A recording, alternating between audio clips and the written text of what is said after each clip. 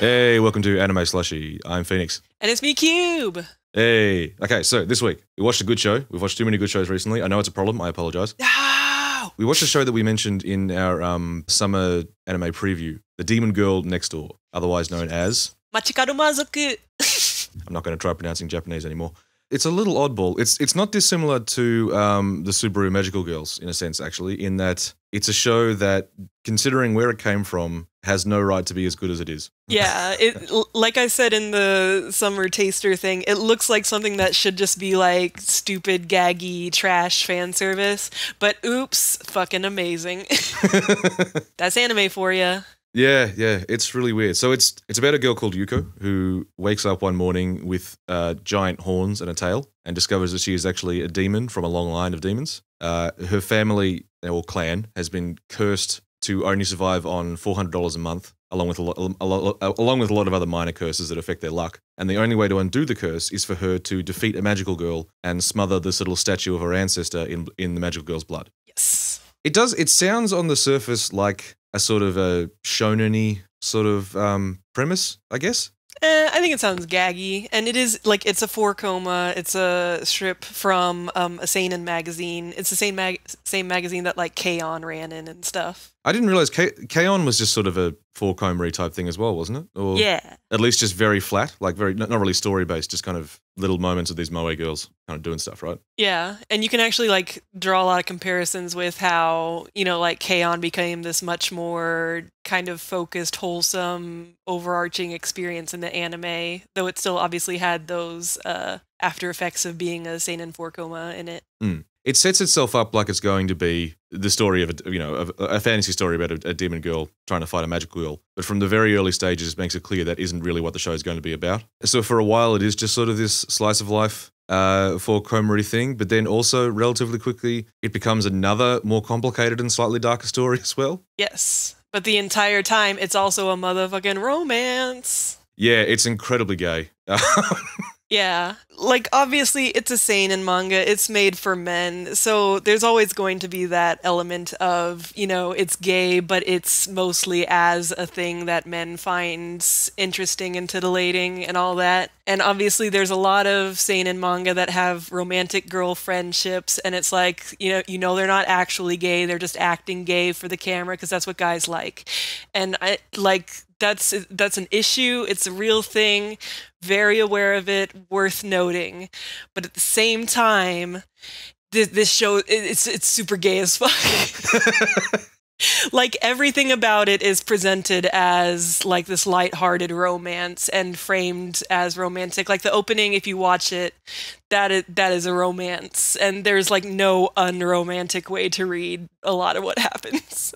Yeah. It's especially right at the end. Like the romance of it just cranks up and up and up as it goes on and on. Yeah. I think you pointed this out earlier as well. It's not K-On! Had a bit of that going on as well, but it's not the same. It's not the same situation as K-On! Either, because where K-On! Was like an ensemble, Demon Girl Next Door is it's definitely just these two. It really focuses on just them and their relationship. So the romance is very, very heavily implied and quite strong. Yeah, it's not just, a bunch of girls being friends and they act kind of gay because it's cute or whatever. No, it is these two girls and they are in love. God damn it. Yeah. And to be honest, I would be surprised. I should check myself, anime fans, but I would be surprised if there was anyone out there who would run the defense of, oh no, they're just very good friends. Oh yeah, I'm sure those people exist, but they're ridiculous.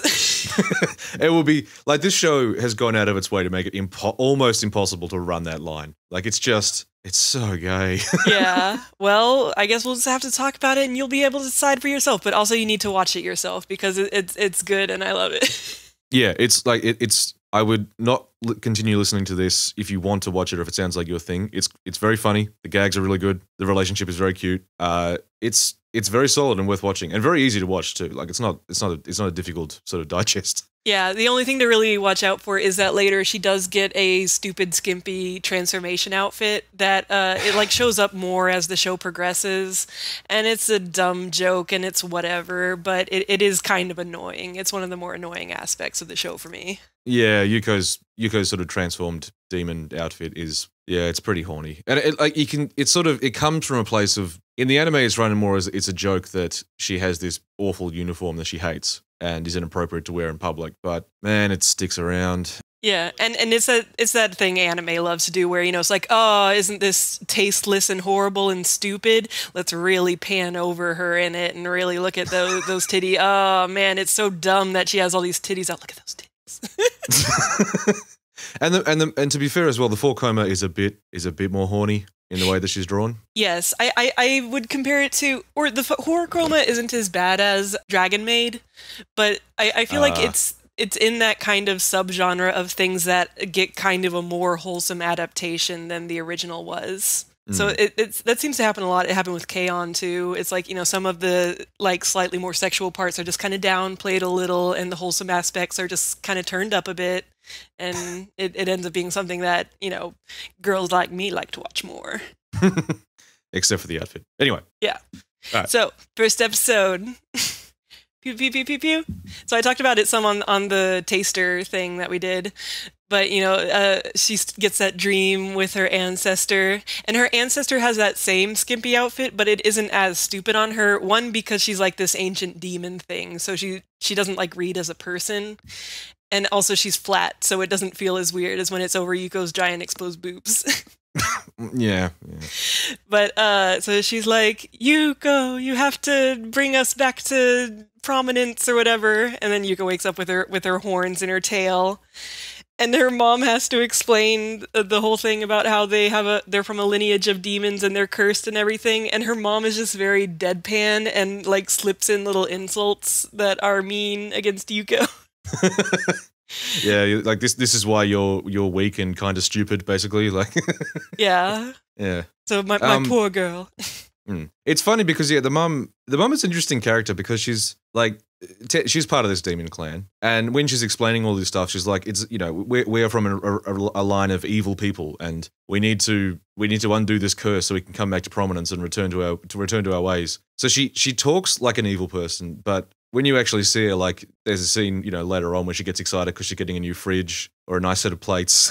Like, she's also just a very nice, caring mum. Yeah, she's very mama, but every once in a while when she needs to put her foot down or something, she shows herself to be a little scary. Yeah. She's a bit conniving and a little bit sinister.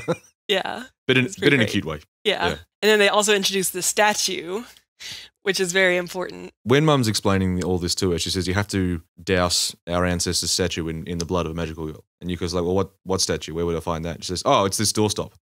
So while they were waiting for Yuko to sort of transform into a demon, they've just been using the ancestor statue as a doorstop or a paperweight or like a thing to hold stuff down because it's just really useful for that. It's a nice size. It weighs about 2 pounds.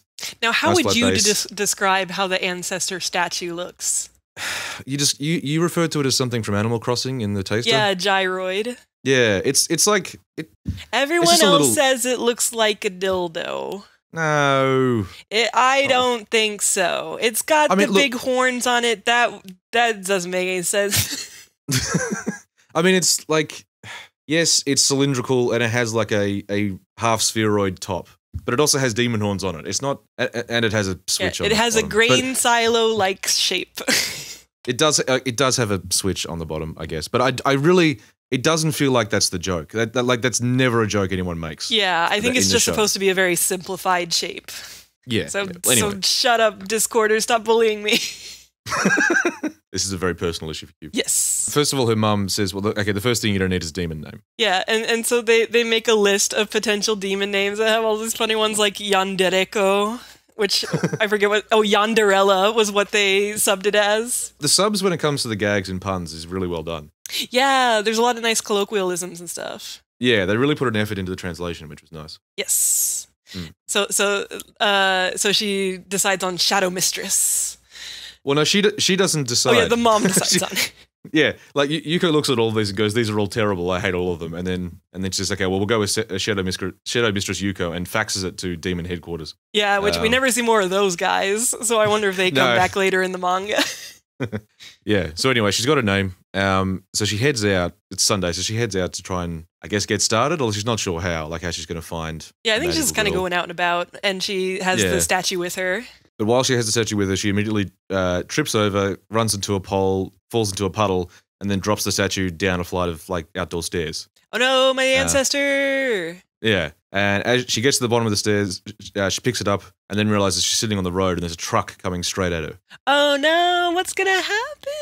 And then what the thing was though, as she was walking down the street, she passed this tall girl with pink hair who sort of seemed to stop and notice her. Yuko didn't notice the tall girl, but the tall girl noticed her. And then just as the truck's about to hit Yuko, we get a transformation sequence. And it's so great because the pendant thing that opens up and it has like loose change and a paperclip and shit in it. And then as she transforms, it's timing it in milliseconds. And then it like stops. It's like, and it took, like a 1/10 of a second total. And it's a real good gag. Yeah, there's some fun little gags on Magical Girl shit in there. Yeah. And yeah, this Magical Girl has stopped the truck in front of Yuko. Big tall girl, pink outfit, and this is Momo. Yes, which means peach. She is the magical girl that Yuko meets, who first of all just makes sure the truck driver's okay because she stopped the truck as slowly as she could. Yeah, and she just like stops it with one hand, just like a boss. So she saves. I want to call her Shamiko already. She's still Yuko for now. Later on, I always think of her as Shamiko because everyone starts calling her Shamiko as a pun on her name, Shadow Mistress, that she has trouble saying. So if I ever say Shamiko or Yuko, those are the same person. Yes. So she stops the truck and Yuko's like, oh, please don't be a magical girl. Please be a cosplayer. And it's like, oh, yes, of course. Obviously, you're a magical girl. and Momo, she offers her a bread thing because she notices that Yuko seems hungry. And Yuko's all like, ooh, she's looking down on me, but I'm going to have to defeat this girl. She's a magical girl. Don't think you've won. And she has to run off. And she's like, ooh, don't think you've won from this, but thank you for the bread. She gets all indignant and like so like sort of yelling, "Take me seriously!" And then her stomach growls really loudly. So she just takes the bread and runs away. Yeah, and so that's their meet cute. And that's kind of their dynamic as well. Is that Yuko has a sort of a complex about not being taken seriously by people because she is very short and sort of weak and a bit dumb.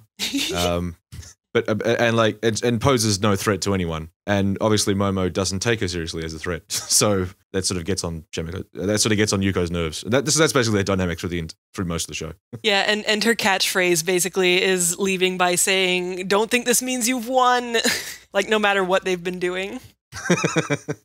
Well, there's always some little thing that they notice at the end of an episode that shows that Yuko messed up in some way or another. Yeah. So she just yells at Momo and runs away. Yeah. So she goes home for the day, and then the next day at school, she's going to school, and everyone is kind of like, they notice her horns and they think it's interesting, but nobody's that weirded out about it. Like it's the kind of world where everyone like acknowledges that certain things are magical or supernatural, but they're just like, huh, that's weird, that's interesting, okay.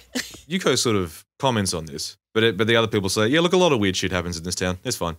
Yeah, they're like like the magical girl that's in the next class over, and then she's like, what? We have a magical girl, and of course it's Momo. Yeah, she's there. So Yuko explains to her friends that she has now a destiny to defeat a magical girl, and they're like, oh, you should go fight her right now. It's recess.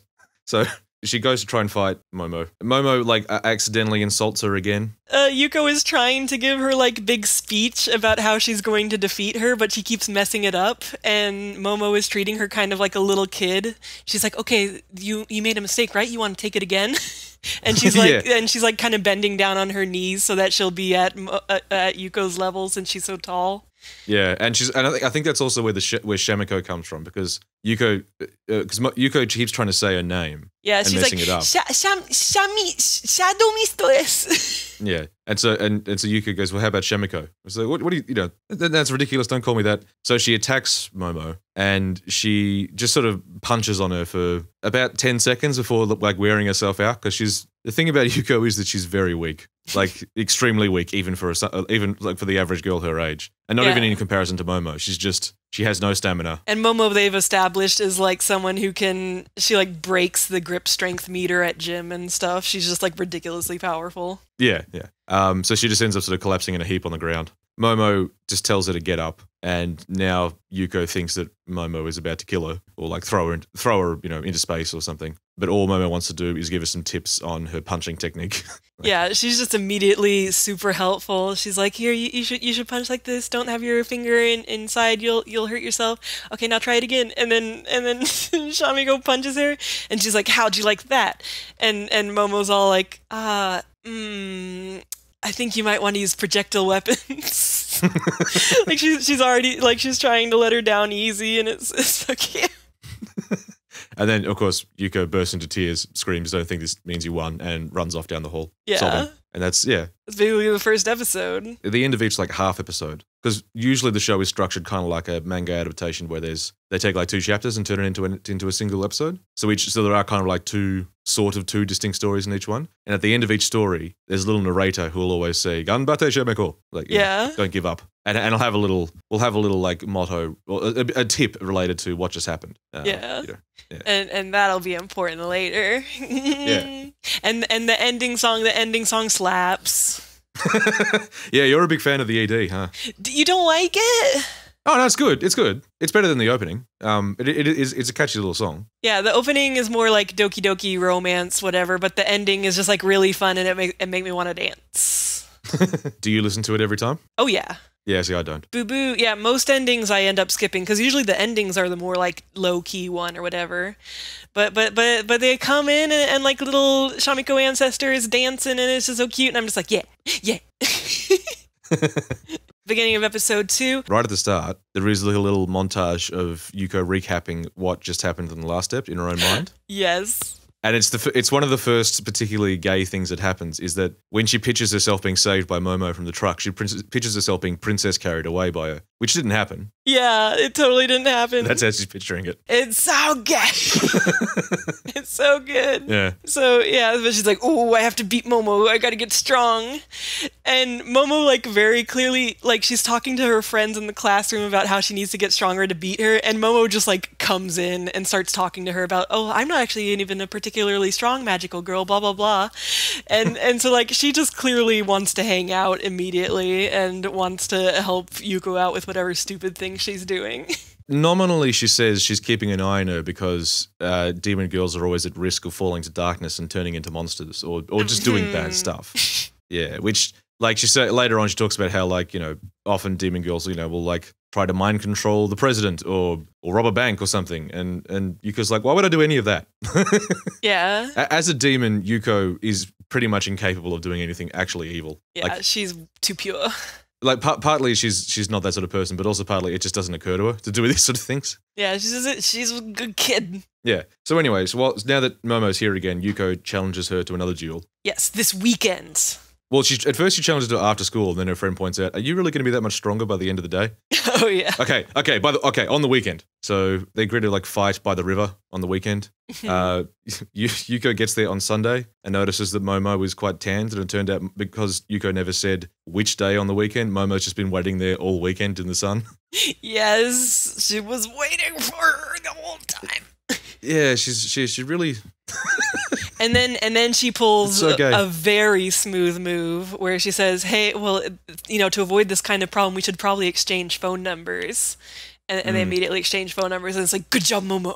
Shomiko kind of knows that she can't possibly defeat Momo, but she gets carried away, and because she's a bit dumb, and because she's quite proud in a sense, she sort of lets herself get carried away and like wants to ramp up to these fights. Yeah, she's definitely stubborn. Yeah, but Momo also like knows that Shomiko is no threat to her at all, so she continually finds ways to delay them having to fight. Yeah, like she wants to save her feelings. Yeah, so she continually tricks Yuko into just doing something else, essentially, or like putting her in a position where she doesn't want to fight anymore. So in this case, she tells her that they need to sort of stretch and warm up first. So after some stretches, she then says, "Okay, well now we should like run 2 miles just to really get limbered up." And of course, Yuko's not really capable of running 2 miles. But she does. She runs 3 miles just fine, and they say like even a beginner can run 3 miles, and I'm like, shut up, Japan! Everyone's so fucking fit there. But either way, she's struggling. Like Momo, it's even in the way it's animated. Like Momo has like a nice form running, whereas Yuko has goofy.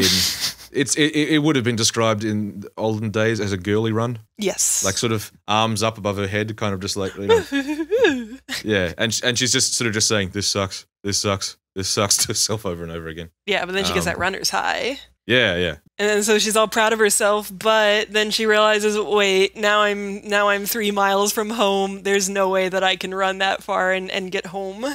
Or even walk home because she's exhausted. That's how they get out of the fight this episode, is that, like, they stop and go, why were we even here? And just, well, because I wanted to fight you. It's like, okay, well, let's fight. And Momo is now just, ready to go, whereas Yuko is completely exhausted. Yeah. And so she's like, you want to do it next time? Yes. It was a nice little bit of an emotion because it's just like dead still for quite a while. Yeah. And I was like, do you want to do it? Do you want to do it later? She says, yes, please. But she doesn't have enough money to ride the train home, so Momo has to lend her a 500 yen coin, which is like, like a $5. And so Shami uses it to take the train home, and she falls asleep on the way, and the, narrators are all like, do your best, Shamiko. Try hard to get home. But now it's very important that she owes her 500 yen. Oh no, 500 yen. Now, this is, again, I mentioned it before, but one of the key things that Yuko has to deal with is the fact that her family has been cursed to only survive on $400 a month. Yes. So, which means that they're poor. Like, they live in a crappy little apartment. They're broke most of the time. They occasionally run out of, certain types of food. Yeah, and need to skimp is like often emphasized. Yeah, so 500 yen is actually a lot of money to Yuko, even though it's what, $5 roughly? Yep. Like, yeah. So that, like Phoenix said, a lot of the episodes are kind of broken into two, almost like a Western cartoon. So that was the end of the first half of this episode. And so the second half starts with her mom increasing her allowance by 500 yen. Isn't that convenient? And she's like, if you're going to be doing demon stuff, you're going to need some funds for your campaign. So here's a 500 yen allowance increase. And of course, Yuko is super excited about that. And she goes to school and she's all proud of it. She's like, look at this shit. Wow, it's the best. So the day before, she'd borrowed a water bottle off Momo. So she gives that back and says, I don't want to owe you anything. I want to pay back all the things I borrowed from you. And Momo's like, okay, well, can I have the 500 yen back? And then Yuko's like, oh. And it's like, oh, I do have exactly 500 yen, I guess. But she also realizes that if she gives all the money back, then they're free to fight. So Momo once again tricks her into hanging on to her money by arranging a 50 yen a month payment plan. So until you've paid me back, we can't fight, because then you would go into the afterworld like forever owing me a debt, and that would be a terrible way to live. And so yeah, Yuko gets tricked into delaying the fight once again.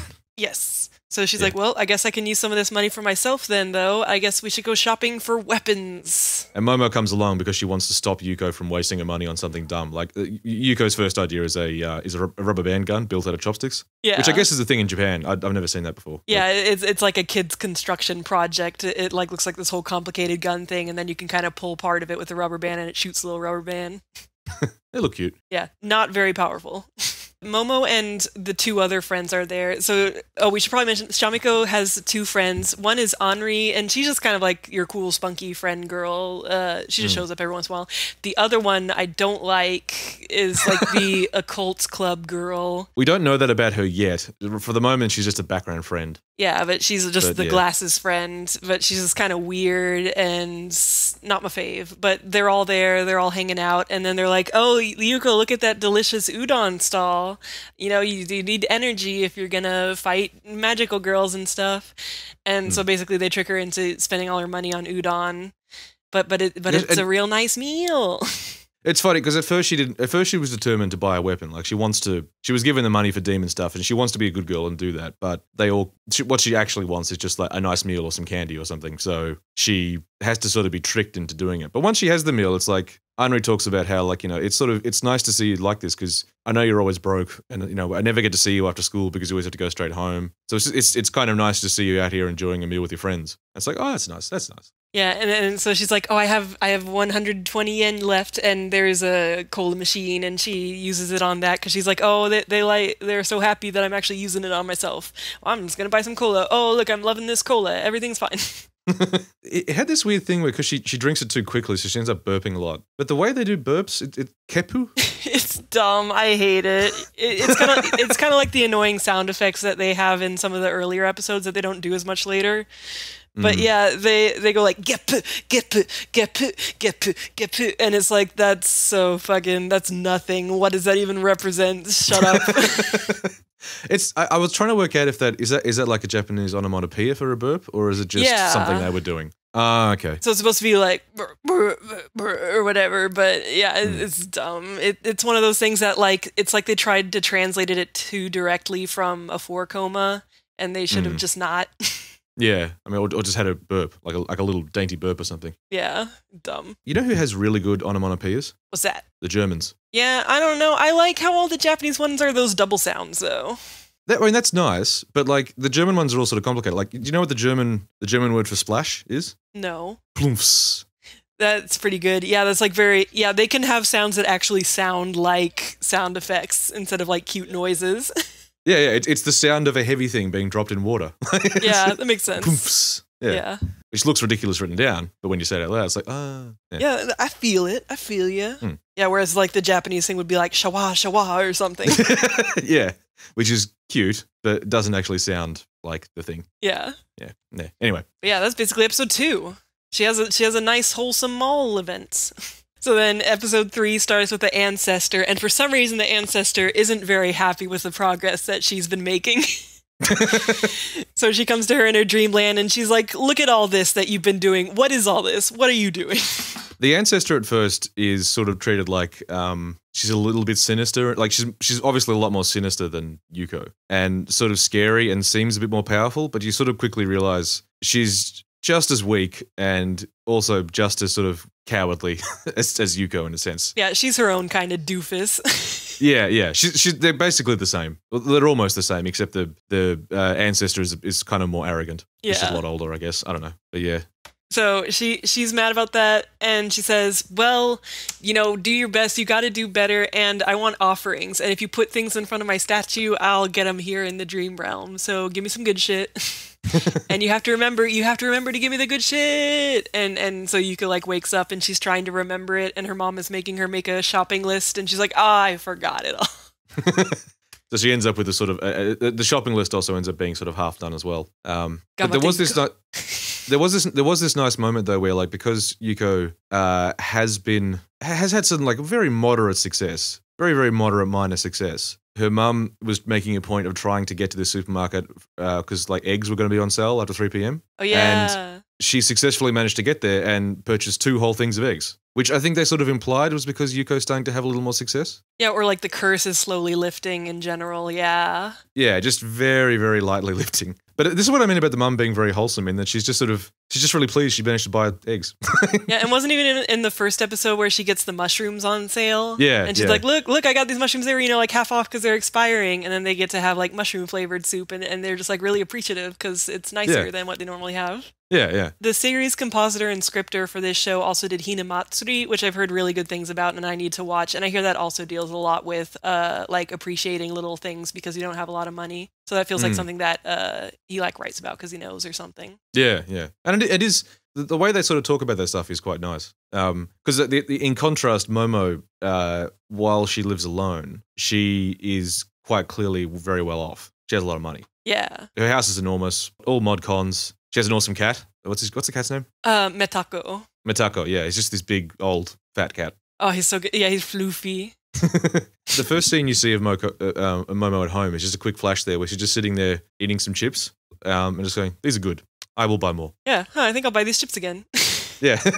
This is the thing about Momo, which we maybe haven't mentioned, is that she's where Yuko is very sort of emotive and expressive and, tries to make a lot of speeches. Momo is extremely flat all the time. Like she speaks in a monotone. She occasionally laughs at things, but it's like a gentle giggle. Like yeah, her voice acting is very gentle in general. I love both of their voice acting a lot. Yeah. It's a nice contrast too. I mean, she's basically Kudere, right? Like yes, yeah, she's Kudere and Shamiko is Tsundere, and it's a very good combo.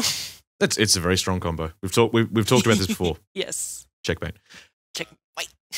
She has a very important with the uniform because when she drank the cola last episode, she got a stain on her uniform. So right. She tries to help wash it out and she fucks it up and the uniform shrinks. And you hear there's also that little scene of her mom being like, oh, Papa, and she's just like talking off into space. And she's like, we've hidden some things from Yuko. But she's growing up now. We're going to have to be honest with her and tell her about some kind of secret that they have. And then it's like, oh, she fucked it up. She shrunk the outfit. She's a baby. Yeah. the narration mentions something about, don't give up, Shemiko. Laundry is all about practice and learning technique. Like, so that's the sort of advice it normally gives. Be sure to always read the instructions when you're washing your clothes. Yeah, the voiceover is always very supportive and encouraging. Yeah. When the mum starts mentioning that stuff, like, this is also the point when you start to get the first little hints that there is a bit more to this story. Yeah, because it's like, wait, what? There's a dark backstory? Yeah. And like, at first it's like, okay, there's something's being hidden, which isn't too dark. That's just like, oh, okay, there's a little bit of mystery. Yeah. But the way that the way the show ramps up the darkness, or not even the darkness, but just the level of the level of how much has happened in the background in the past that's relevant to now. It's really, really nicely teased out, I think. Yeah. Like, you just get little hints, a little bit more and a little bit more and a little bit more each episode. And it does sort of ramp up in terms of what you're learning and how dark the thing you're learning is. Yeah. And it works well with the comedy though too, because they make a point of like that they point to you that there's something going on, but then they also, like, often it'll be Momo saying, "Don't worry about that." It's just, we don't need to think about that right now. Yeah, haha, shenanigans. But what happened to Momo? What happened to you? Yeah, because that was the thing. Because we were both watching this show, going, "This is really funny," but fucking hell, what happened? What happened in the past? I'm so and it's stressed. also like we started getting all these theories about, okay, like, what if she's like, there's also a magical girl in her lineage, and that's why she's able to do this thing with Momo and normally demons can't, blah blah blah blah blah. And it's I did not expect to have all these theories about this goofy joke show.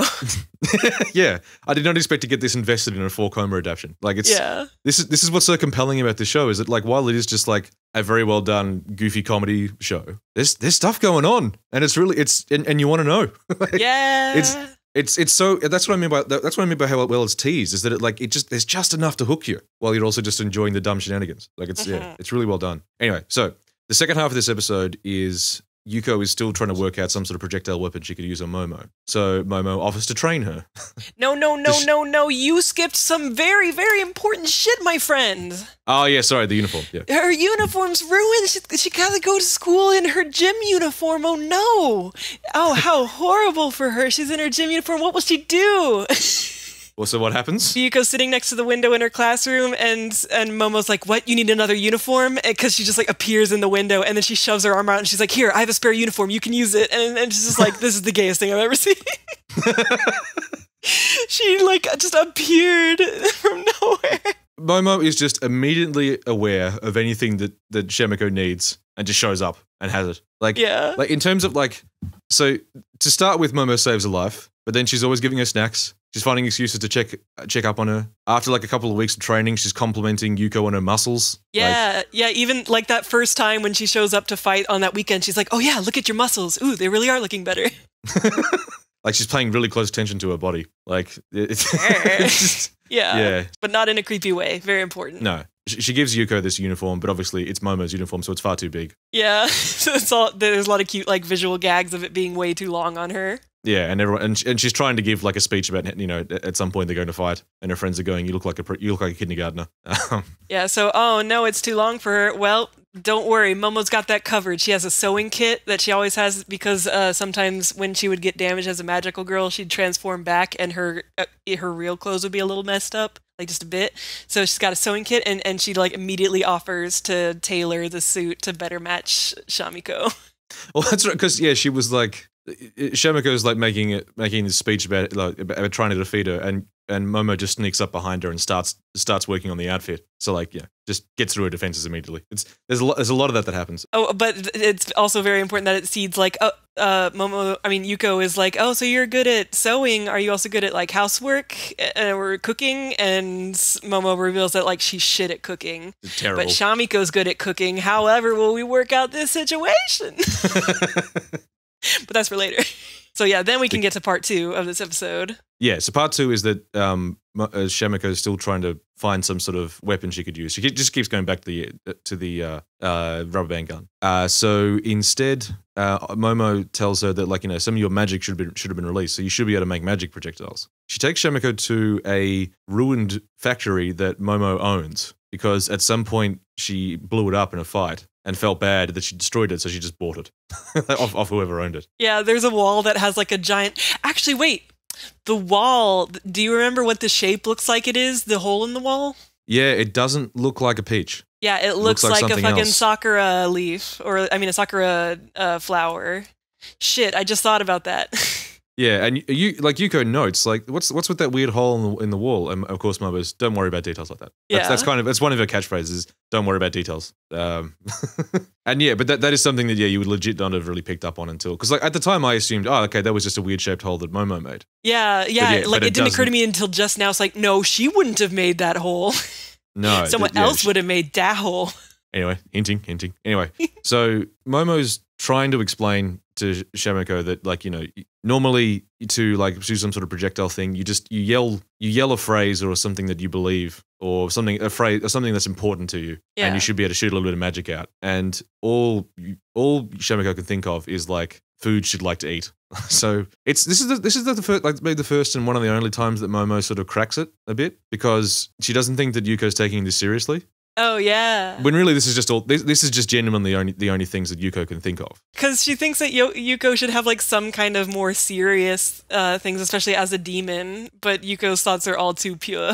Yeah. So she, and Momo sort of cracks it because she's worried that Yuko isn't going to take this seriously enough, and she warns her that there are other magical girls out there who aren't easygoing like she is, and if they find her, will try to kill her, and that Yuko in her current state is not going to be able to defend herself. Yeah, and that's when before that she hadn't really showed her cards of why she wanted Shamiko to train herself, but it's like, oh, okay, so that's your actual worry, is that Shamiko's going to get hit by some other magical girl, and so you just want her to protect herself. Yeah, she's worried that something's going to happen to her. Like she's genuinely just worried about her. So she gives Shamiko one of her wands, which is like this sort of peach, this big magical girl sort of peach wand with a peach-shaped top on it. You know, it's all very standard magical girly type stuff. Yeah. She just says like, just take it and focus on something that you want and something that you believe in. And Yuko's just standing there like shouting things about like things she'd like to eat, and then she just suddenly says, I just want everyone to be friends, and she fires off a little magical thing. Yeah. Except it's still also incredibly weak. It's just it's like a tiny like marble-sized little ball that floats away really slowly, and Momo's sort of going, oh, I was really hoping for something more than this.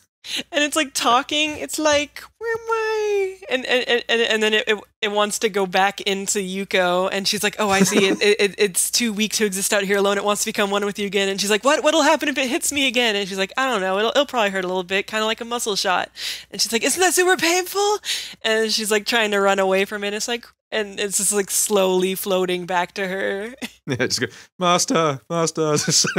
Yeah. And then as they're running, it catches up and gets her in the back of the neck, and yeah, it hurts. And that's but we skipped over like when Momo's giving an example of something to shout when you use an attack. She says hers, which is fresh peach heart shower, which like she just says it once, and she's clearly not like super enthusiastic about it because it's a kind of cheesy phrase.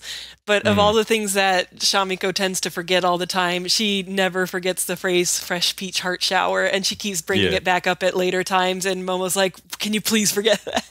She really wants to see it. She's really pumped to see this. Yeah, she's like legitimately enthusiastic about it. Yeah. And I think it's also interesting that like Momo, when you see her outfit and everything, she looks like a normal magical girl, but she doesn't like transforming, and she's not enthused about any of the things that she used to do. Like the fact that she's embarrassed by this sort of daggy phrase is another one of these little hints that like something's happened to her. She's none of her magical girl tropes seem to fit her anymore. You know what I mean? Yeah. Like she doesn't seem the sort of person who she isn't the sort of person who would yell fresh peach heart shower to attack something anymore. So yeah. What happened, Mama? What happened to her? Because there are like every episode she sort of mentions something, the little hints of a dark past. Like when they're running, Yuko misses that Momo says running is good. It helps you forget things. I totally missed that too. Which is the same thing that Oscar said, which made me go, oh. Oh no. And then like when she mentions that she's not a particularly powerful magical girl, Yuko says, well, but didn't you save the world once? Which is something that Anri told her that Momo did. Momo's like, yeah, well, I had very powerful allies. Had. Yeah. Like she doesn't emphasize that, but the word had is in there. We do see that she lives alone and that she cooks badly. Yeah, so there's just every episode, there's just this little hint. Mo, are you okay? Are you okay, Momo? Something happens. Anyway, so next episode. They notice the switch. Yeah, so Momo notices the statue that Yuko's been bringing to school every day, which is the ancestor, or the ancestor is trapped inside it. And Momo takes it and notices there's a little switch on the bottom, and she just flicks it. Like she tells the other two girls to stand back and just flicks it, and Why'd you do that so easily? She's like, well, I wanted to do it, while there's not too many people around. And what if an ogre had jumped out of it? I said, well, I would have obliterated it, and then we could have moved on. Yeah, I like that she like opens a window and kind of points it out of the window. Like, I don't know what it's gonna do, but maybe it'll shoot out then. Yeah. But then Yuko passes out. Ta-da. And she enters the dream realm with her ancestor, and her ancestor's like, good job, Yuko, you've met the requirements, now I can possess your body and I can take over the world or whatever. Yuko's not like pumped about this, but the thing about the dream world is that what has she got in there? She's got like an NES or something, and so she basically has a bunch of stuff that the ancestor statue in the real world might have come into contact with or whatnot. All of that can be accessed in her dreamscape, and she has a like ridiculous movie where like a shark is shooting a machine gun. Was that this episode, or was that later when she happens into her when she's in leisure mode? Because there's one time when Yuko just happens to just drop into the dream this realm. is the first time. Yeah, because normally she's in her demon lady outfit when she talks to Yuko, but this time she's just in her like sweatpants and shit, and she has a shirt that says "My blood sugar level is dangerous" in English on it. And she's got one of those. There's those tables with the blanket. Kotatsu. She's got like a stained kotatsu, a bunch of coke, and she's watching this stupid movie about sharks with guns on a little TV. And so when Yuko turns up, she has to quickly like clean all of that up and then hang some little sparkly things and then go, it's like, welcome to my lair. She's still wearing the sweatpants. Yeah, like she has the rest of her demon outfit on, but then also sweatpants, and she's like, don't worry about it. She runs off to take over Yuko's body and just leaves Yuko in the dream realm. And then Yuko's like, this TV actually has a lot of channels. And I got the NES, that's cool. And then, so she just kind of just hangs out there while Lilith, the ancestor, has taken over Yuko's body for this episode. Yeah, this is when you find out that her name is actually Lilith because she announces it to people. But a lot of the rest of the time later, I'll probably end up referring to her as Shami-sen, because as soon as she appears to the classroom girls, Momo ends up nicknaming her that because it's like Shami's Gosenso, which is ancestor. And so it's like Shami Gosenso Shami-sen, which is like the instruments. So it's a pun. Yes, she likes giving them pun names. Yeah. Shami-sen has the same reactions that Yuko had initially, where she's annoyed that she's not being taken seriously. So she tries to fight Momo and then comes across the same problem in that Yuko's body is very weak and doesn't have much magic. Yeah, she's like, wait, why is this body so crap? So it goes roughly the same way. She realizes that she can't be beaten. Well, she can't beat Momo. It doesn't have a hope. Is afraid that Momo's going to kill her as well. So she asks for one final wish before she dies. And then we cut to a bit later and Yuko wakes up and she's in a hot spring. Yeah, she's in a spa chair, getting one of those chair massages. Shami-sen said that like one of the things she wants to do when she reforms and takes over the world is she wants to go on a tour of all the hot springs. Yeah. She has a thing for hot springs. So that was her wish, to go to a hot spring. And that's where Yuko wakes up. Yeah, and it's also like, I'm sorry for using your bod because it might be sore now. And so Momo's there and they're both in yukatas and it's cute. Although now, because they're in a hot spring, Shami-sen had Momo charge it to Yuko's debt, and now Yuko's even more in debt. Oh no! Yeah. It was only like $17, which isn't bad because they also they had the massage and then they get to go into the hot spring, and it's cute because this is how you know that this show is classier than most shows because it cuts away and Momo's like, hey, well now that you're back in your own body, would you like to go into the baths? And Yuko's like, yeah. And so we don't have to see it. We don't get a fucking hot spring scene, but we just know that fucking Momo, as soon as she was back in her own body, she's like, hey, you want to hit those baths? Smooth move. Yeah, and she waited to get consent off the right person. Yes, she is very respectful of the Shami bod. So the second half of this episode is that now that Yuko is so severely in debt, she gets a part-time job. Yeah. Which is, she works at a little meat stall at the local market. So she's handing out wiener. She's taking sausages and sort of chopping them in half and splitting them so that when you cook them, they look like little octopuses. Yeah, a little taco wiener. Yeah, so she cooks those for people and like hands them out as samples.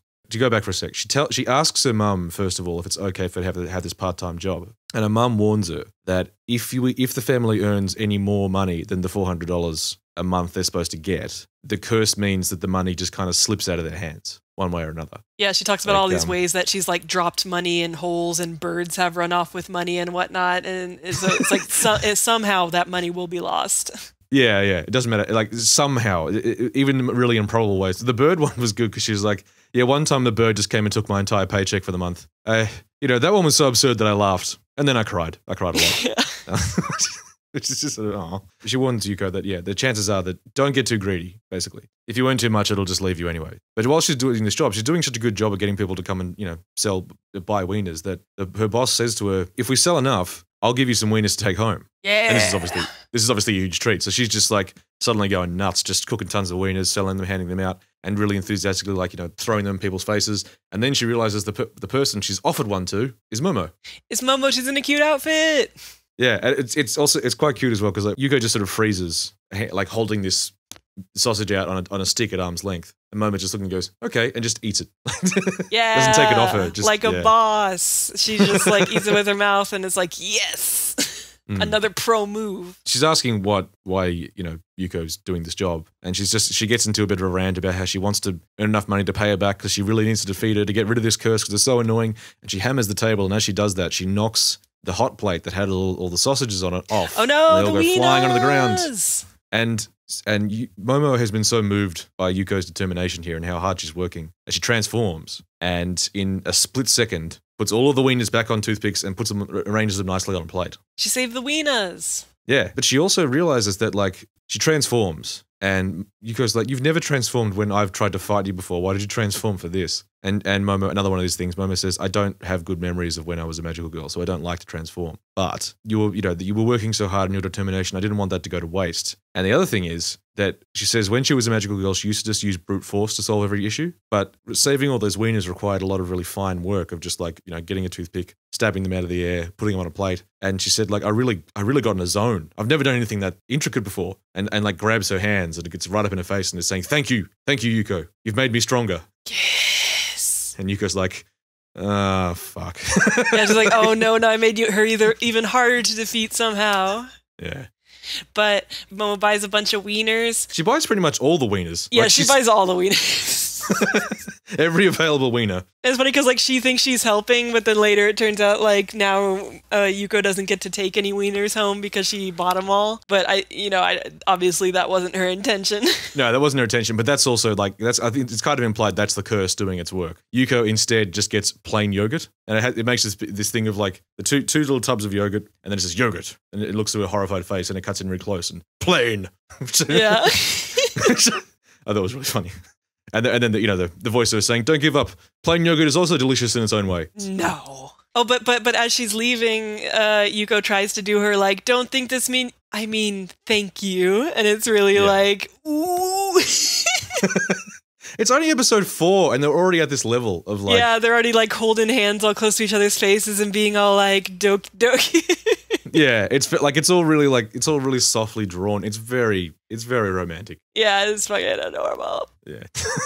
Oh god, and then the first half of the next episode is also so goddamn romantic. Oh, it's all very romantic.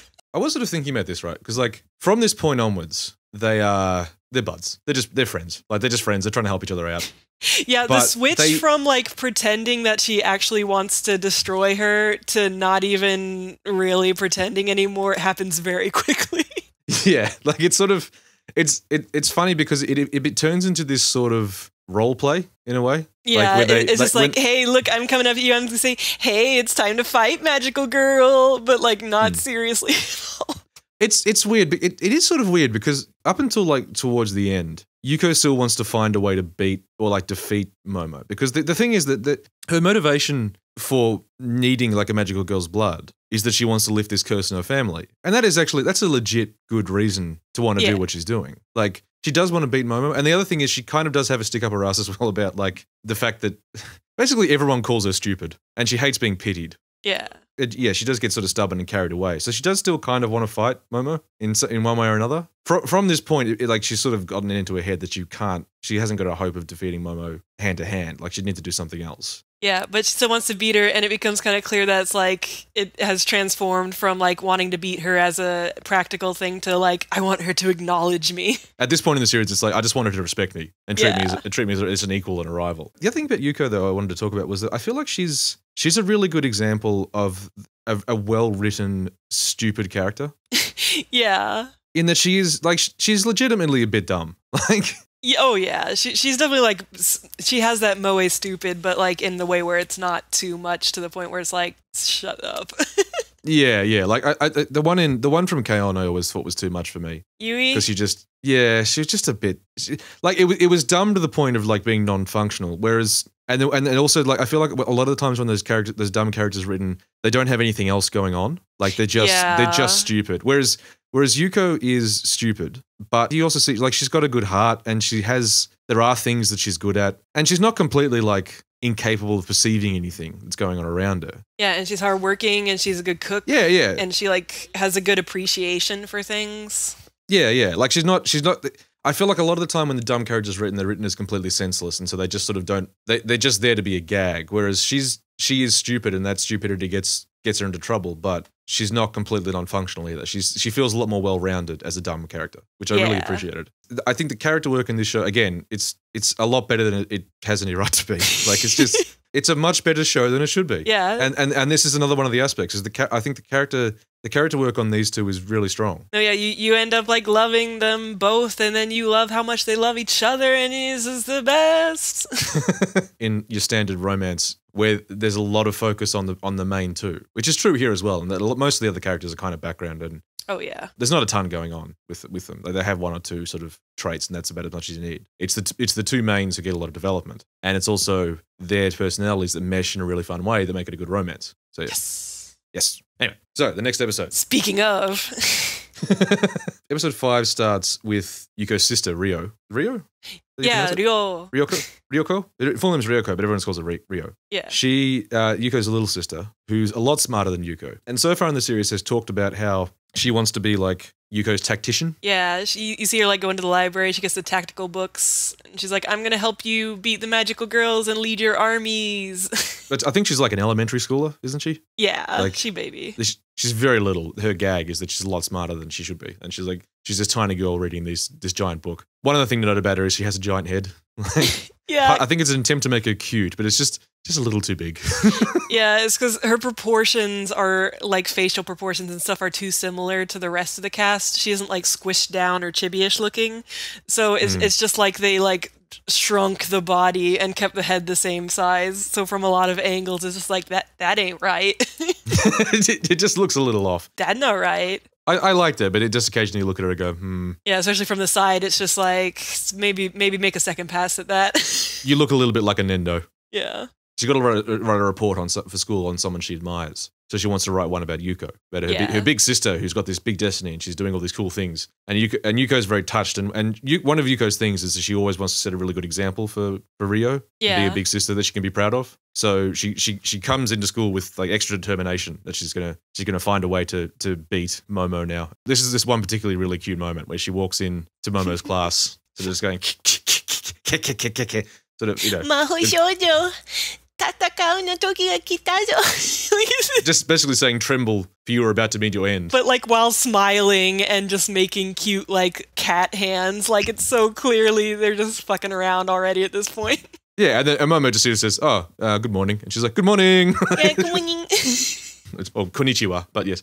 Yeah, konnichiwa. It's all very cute. Fucking cute as hell. She was going to give Momo all the money she owes her so they can fight. And she'll beat her, and her sister will be proud of her, and da-da-da-da. And of course, Momo's like, she's trying to find a way to trick Yuko into not giving her all the money back again. And Yuko's not falling for it this time. But then she also points out she'll still have some money left because she wants to buy a gift for her little sister. And something about mentioning a sister triggers something in Momo, where she's like, okay, I'm absolutely not taking this money off you. You were going to spend it all on your sister. Yeah. Yeah, Momo has this weird fixation on sisters. Something about sisters.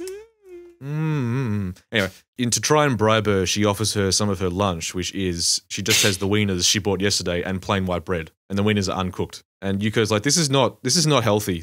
Wait, they are cooked. They're just cold. I think she says uncooked. They're saveloys, so they are pre-cooked. You can eat them cold. Yeah, but you're better off. She's not eating raw meat. No, she's not eating raw meat, but she's eating, it's like, it's processed sausage. Yeah, but like while Yuko is talking, you just see her like slotting little wieners into this like folded white bread, like, yep, this is normal food. And Yuko's like, did your parents not have time to cook for you? And Momo's like, I live alone.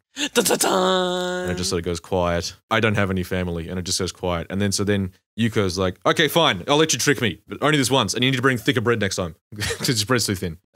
That's all worked out for the moment. They're not fighting again. Yeah, today I'll go along with whatever you want me to do. And so then they get to the shopping center where Yuko's going to meet Rio, and Momo's there, and she's like, well, why are you here? And she's like, well, you said I'd do anything you want me to do. And she's like, you're so conniving, which is true. This is another one of these things about, from the initial setup, the idea of the evil demon girl having to fight the magical girl. It sort of twists pretty early so that their roles get switched a little bit. There's this subtle flip that happens between their roles, where in that Momo is the one, because she's smarter, she's kind of genuinely devious. Like, she spends so much of the show tricking and manipulating Yuko into doing things. Yeah. The motivation is always to help Yuko, but she is the one who is much better at being a devious, conniving sort of person. Whereas Yuko is just too dumb and obvious to be conniving. They're both kind-hearted, like either way, so it doesn't really matter. Neither of them are particularly evil. But it is funny that Momo is the one who is much better at sort of manipulating people. Like, and this is another example of her doing that. She's decided she wants to come along and meet Yuko's sister. Yeah. But so Yuko's sister shows up, and oh no, she's there with the magical girl. Now Yuko's sister will find out that she's hanging out with the enemy. Better come up with some kind of cover story. So Rio's like, who's this? And Yuko's like, this is my best friend. And, like, she doesn't just say friend, okay? She immediately jumps to best friends. And Momo's immediately very flustered. And she's like, what? And Shamiko's like, just play along with it. And Momo's like, oh. Yeah, Momo is, like, immediately red-faced, blushing, very embarrassed that she said this. Yeah. Yeah. Boo, boo, boo. And It's so fucking gay. It's episode 5 and it's already this gay. So she's trying to find something that Rio would like as a present, but Rio keeps trying to buy things that will help Yuko. She's like, maybe I can buy this book about tactical stuff. And then once... Or this first aid kit, or... Yeah, for your injuries, because you get hurt a lot. And then once she gives that up, she's like, okay, then I can buy these practical things, like, oh, look, this seaweed is super cheap. Yuko can't get her to be honest about what she actually wants. Because she feels bad, because she's like, Mum told me that you have a really important job to do. So I'm okay with not getting any extra allowance or gifts. It's all right. But Momo notices that Rio keeps looking at this camera store out of the corner of her eye. Although, I will say, in terms of the staging of this scene, up until now, yes, Rio has been just looking at it out of the corner of her eye. But when Momo calls Yuko over to say, hey, she's been looking at this camera out the corner of her eye, Rio is just standing at the camera store staring at the camera. Yeah, it's like the most blatant thing. I think they stuffed that up a little bit. Yeah. And so Yuko's like, oh, is this what you want? What is this? Chichai camera, like little camera. It's like a $20 little USB sort of compact camera. Yeah, toy camera. Mm. And of course Rio's like, no, it's fine, I don't want it. But of course she does, and they get it for her, and she loves it. She starts, like, she's in tears. And Yuko's like, why are you crying? And she's like, well, I can tell that this is really hard on you, spending all this money, from the way your tail's behaving. And Momo points out that, yeah, Yuko, your tail gives away all of your emotions these days. And there's this sequence of how, like, Momo has picked up on all the different things that Yuko's tail says, like about when she's depressed, or when she's worried, or when she's thinking, or when she's shocked. And now the tail is in this weird configuration. It says, see, right now it's saying, this girl's been watching me way too closely. It's freaking me out. Or something like that. Yeah, she knows way too much about it. Again, she's been paying so close attention to her. Yes, she knows everything she needs to know. And then they have that super romantic moment where they're both looking out on the city and talking about, I don't know how gay they are.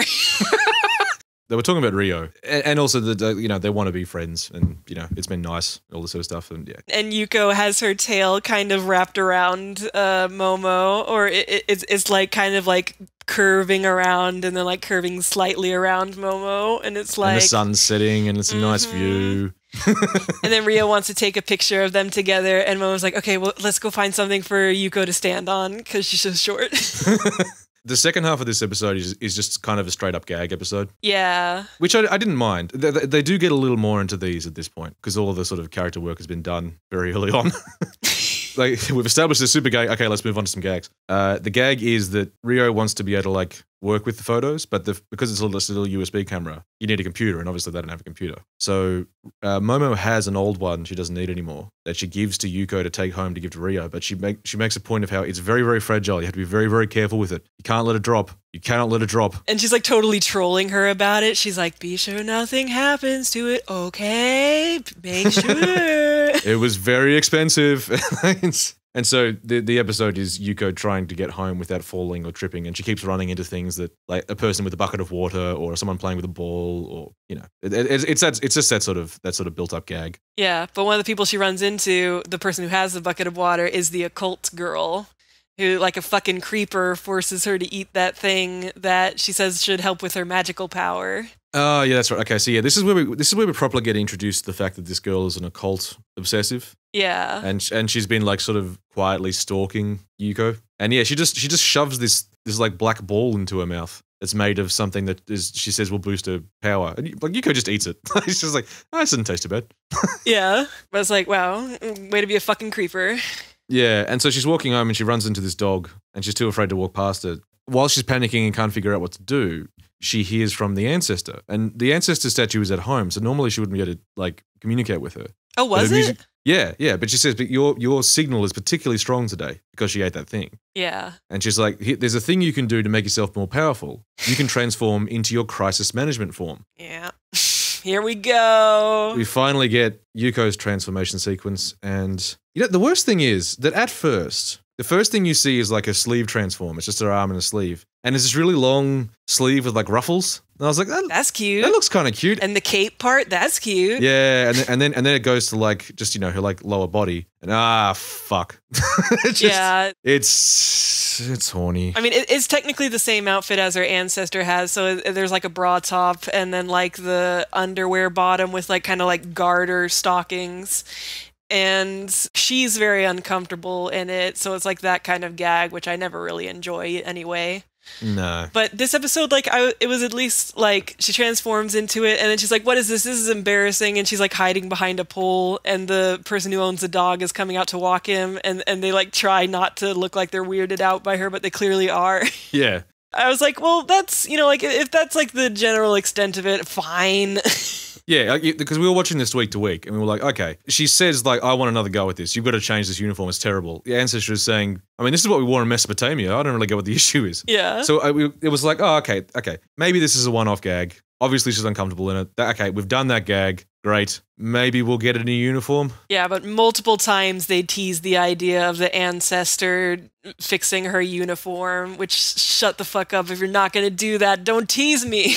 We get like an opening show gag that runs for about 3 minutes where like she's only added a tiny bit of stuff to it. And she says, well, unfortunately, I can't stop you from covering up this skin because part of our clan's power is that we need exposed skin. And it's like, what the is this fucking My Hero Academia? Jesus Christ. Like, yeah.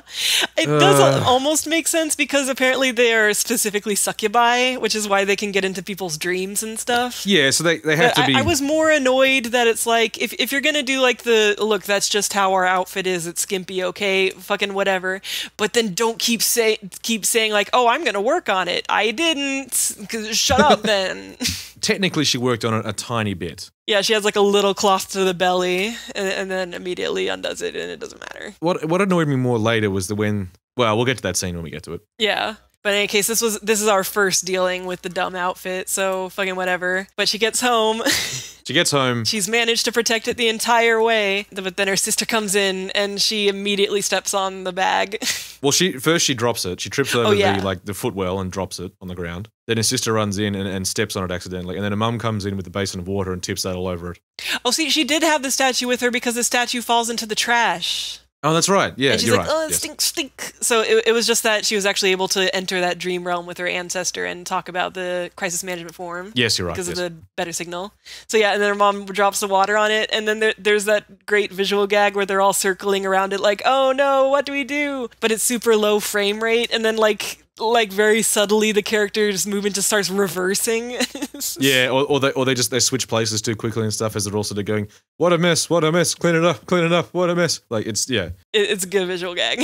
It was a cute little gag, yeah. And then it turns out that Momo knew that this would probably happen. So the laptop is packaged in like 3 different bags and is in a waterproof container, so it's fine. Yeah. She left a little note saying, "Don't worry, I knew this would happen. Even if it does break, you can just bring it back to me. I can fix it. Don't worry about it." She ends the letter with, "Don't cry, Shimiko. Be strong." Yeah. And Shamiko was totally crying. Yeah. What I liked was the Japanese read. It's you just get a little thought bubble of Momo on the screen giving the thumbs up, and it just says, "Ganbatte, fight all." Yeah. I don't know. I really liked it. Yeah. And he's like, "Don't think this means you've won."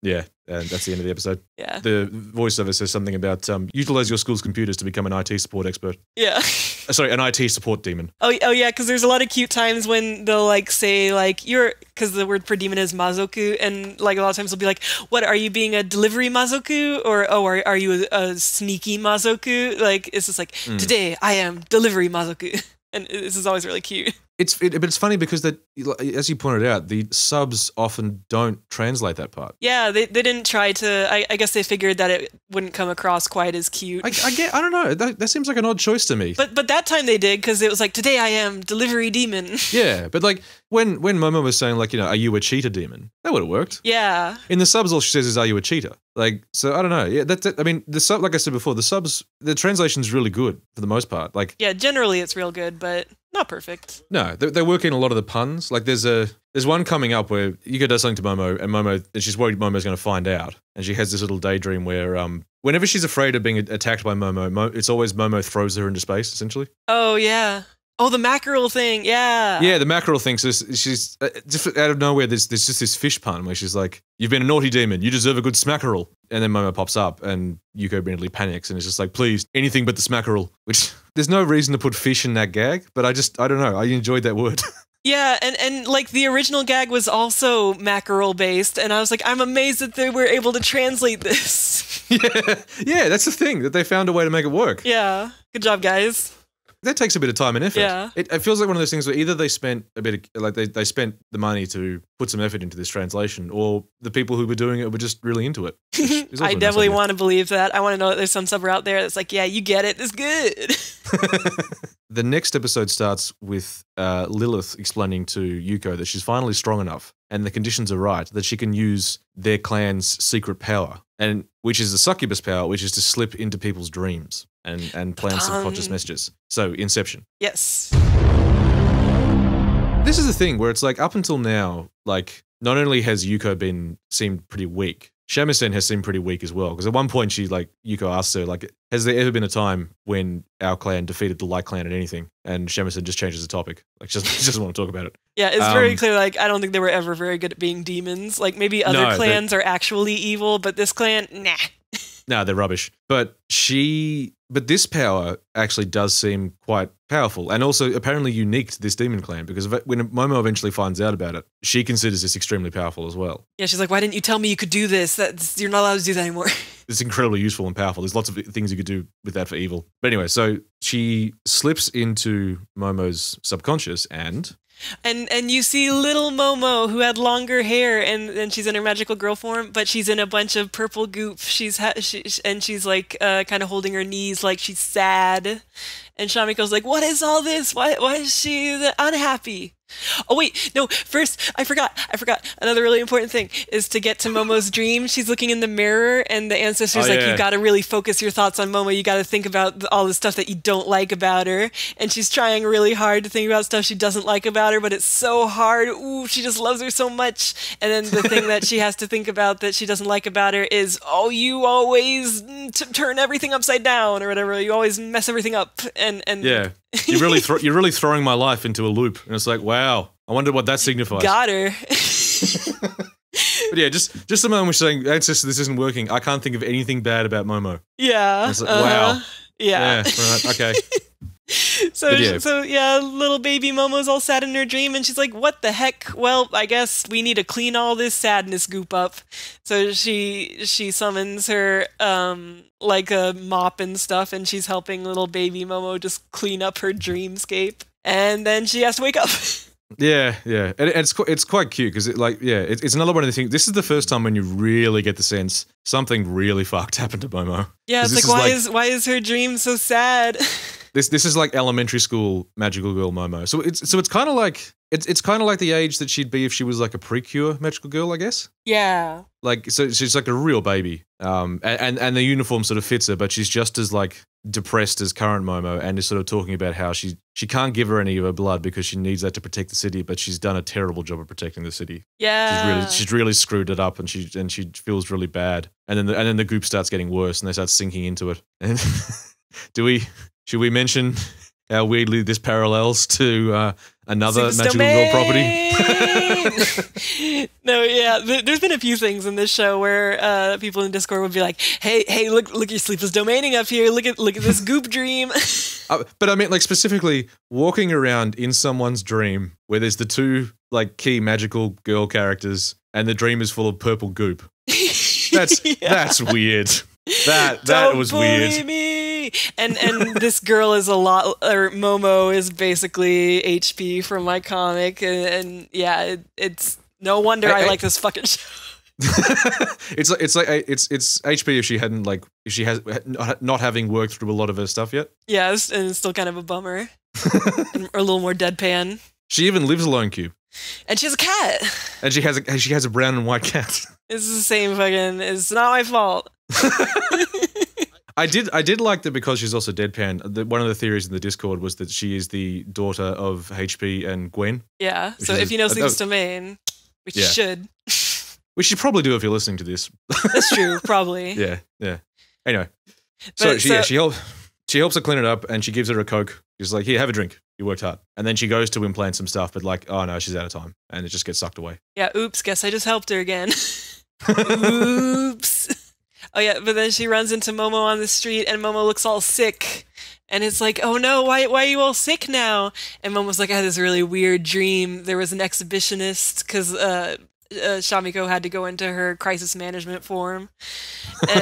But she's feeling all bad, and so Shamiko sets her down on the bench, and she uses her change to call the school and say that she can't come into school today. And it's really cute because it really like focuses on, like her little change pouch, like to remind you how little change she has, but she used it to help Momo. I did like the closing little narration for that section was it's like, do your best, Shamiko. Good work finding a working payphone in this day and age. Oh yeah. Which I quite like. Yeah. And then so she takes Momo back to her house. So, I mean, she takes Momo back to Momo's house. And she's like, where's your house? This one.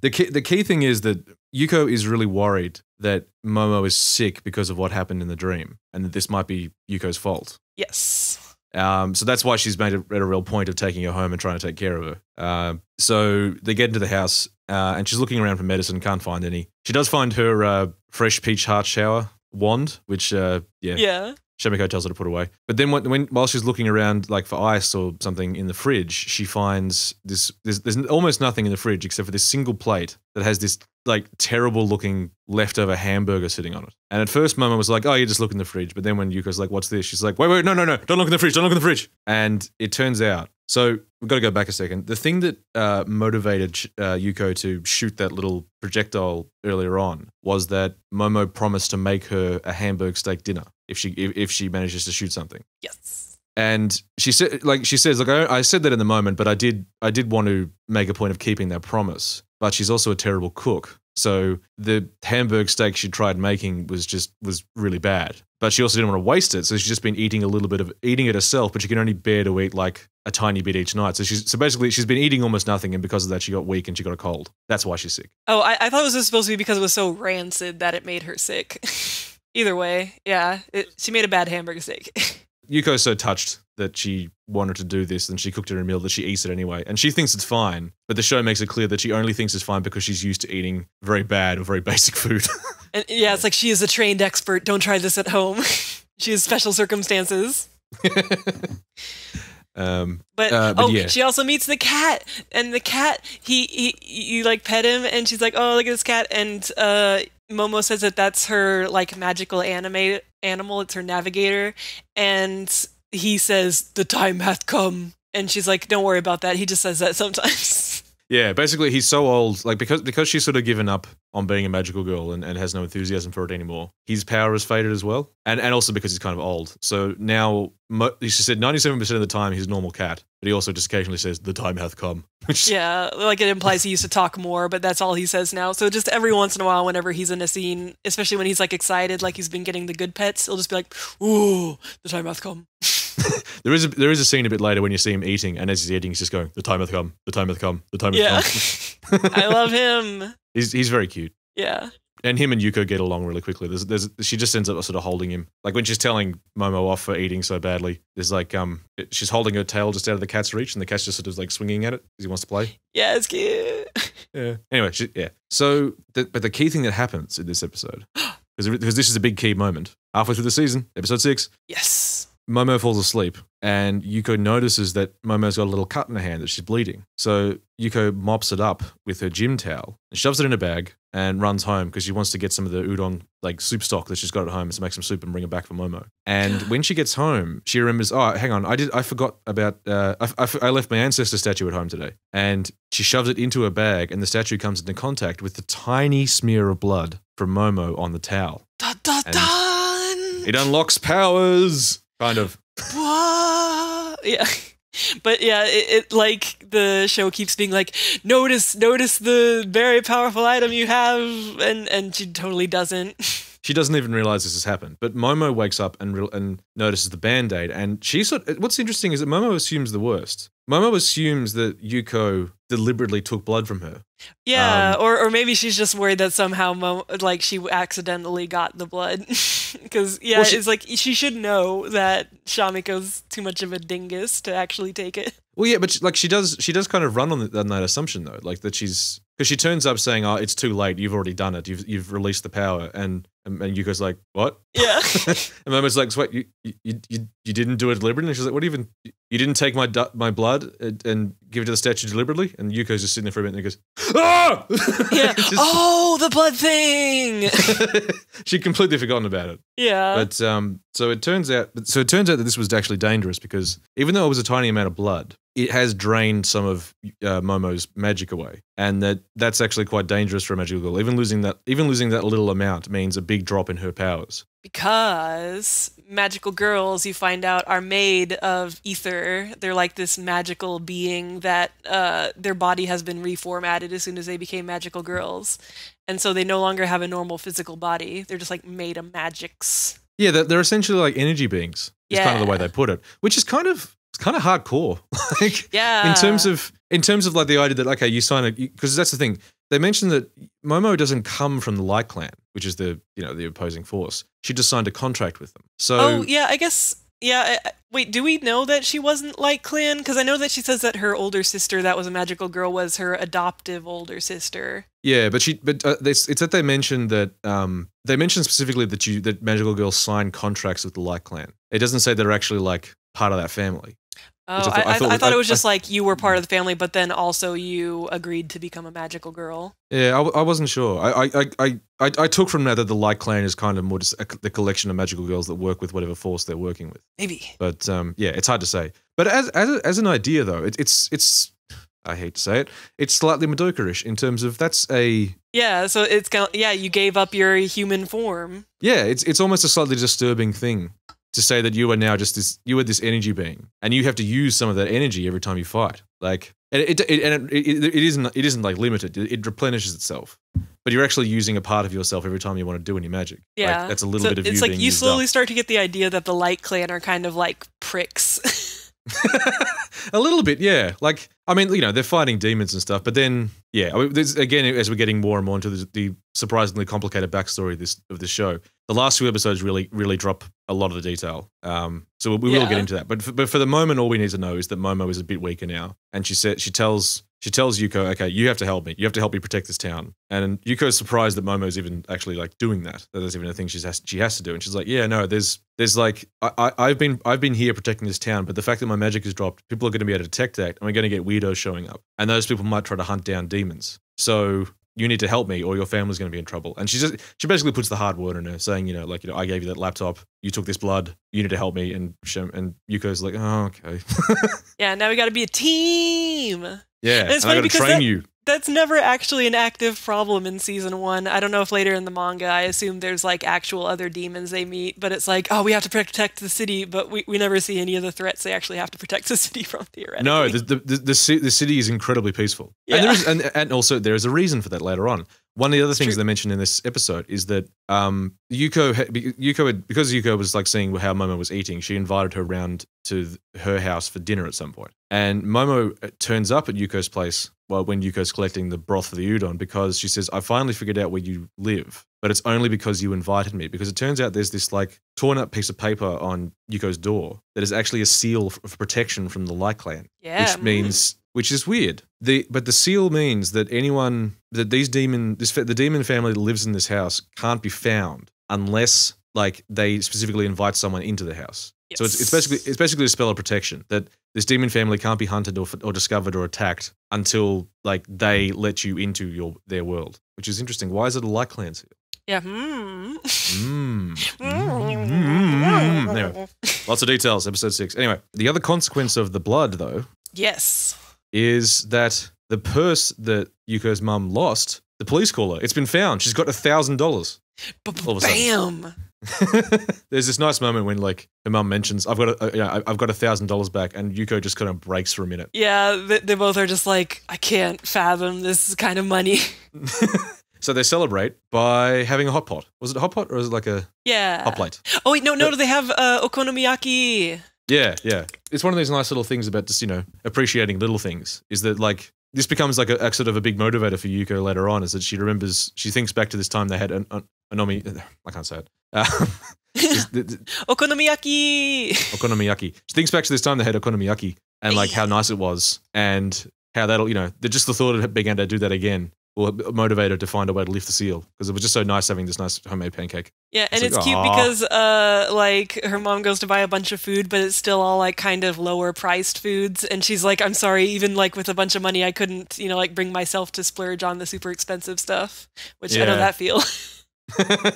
And at the end of the episode, it turns out that was a good move because the fridge breaks. Yes. So the curse isn't totally lifted. It still comes back to bite them. They're going to have to buy a new fridge. It's a little gag, but so like they're saying they've got all this food, but now they can't freeze it or like refrigerate it. So they're saying, well, we have to eat all this in the next 2 days. So Yuko takes a bunch of the pre-prepared food. Where's there a fridge? Where's there a fridge? I said, Momo. Who's got a big fridge that's mostly empty? Hey. Yeah. And she brings her this food and back to the role playing of saying like, I'm not doing this for you. I'm just doing this because you got to be healthy because I got to steal your blood later. So don't think I'm being nice. Yeah, and she's like, yeah, we've come to conquer your fridge with our demon foods that you can also eat. Here's food that you can eat. Here's some side dishes. There's some stew in there. Yeah, please enjoy our foods. Mwahaha.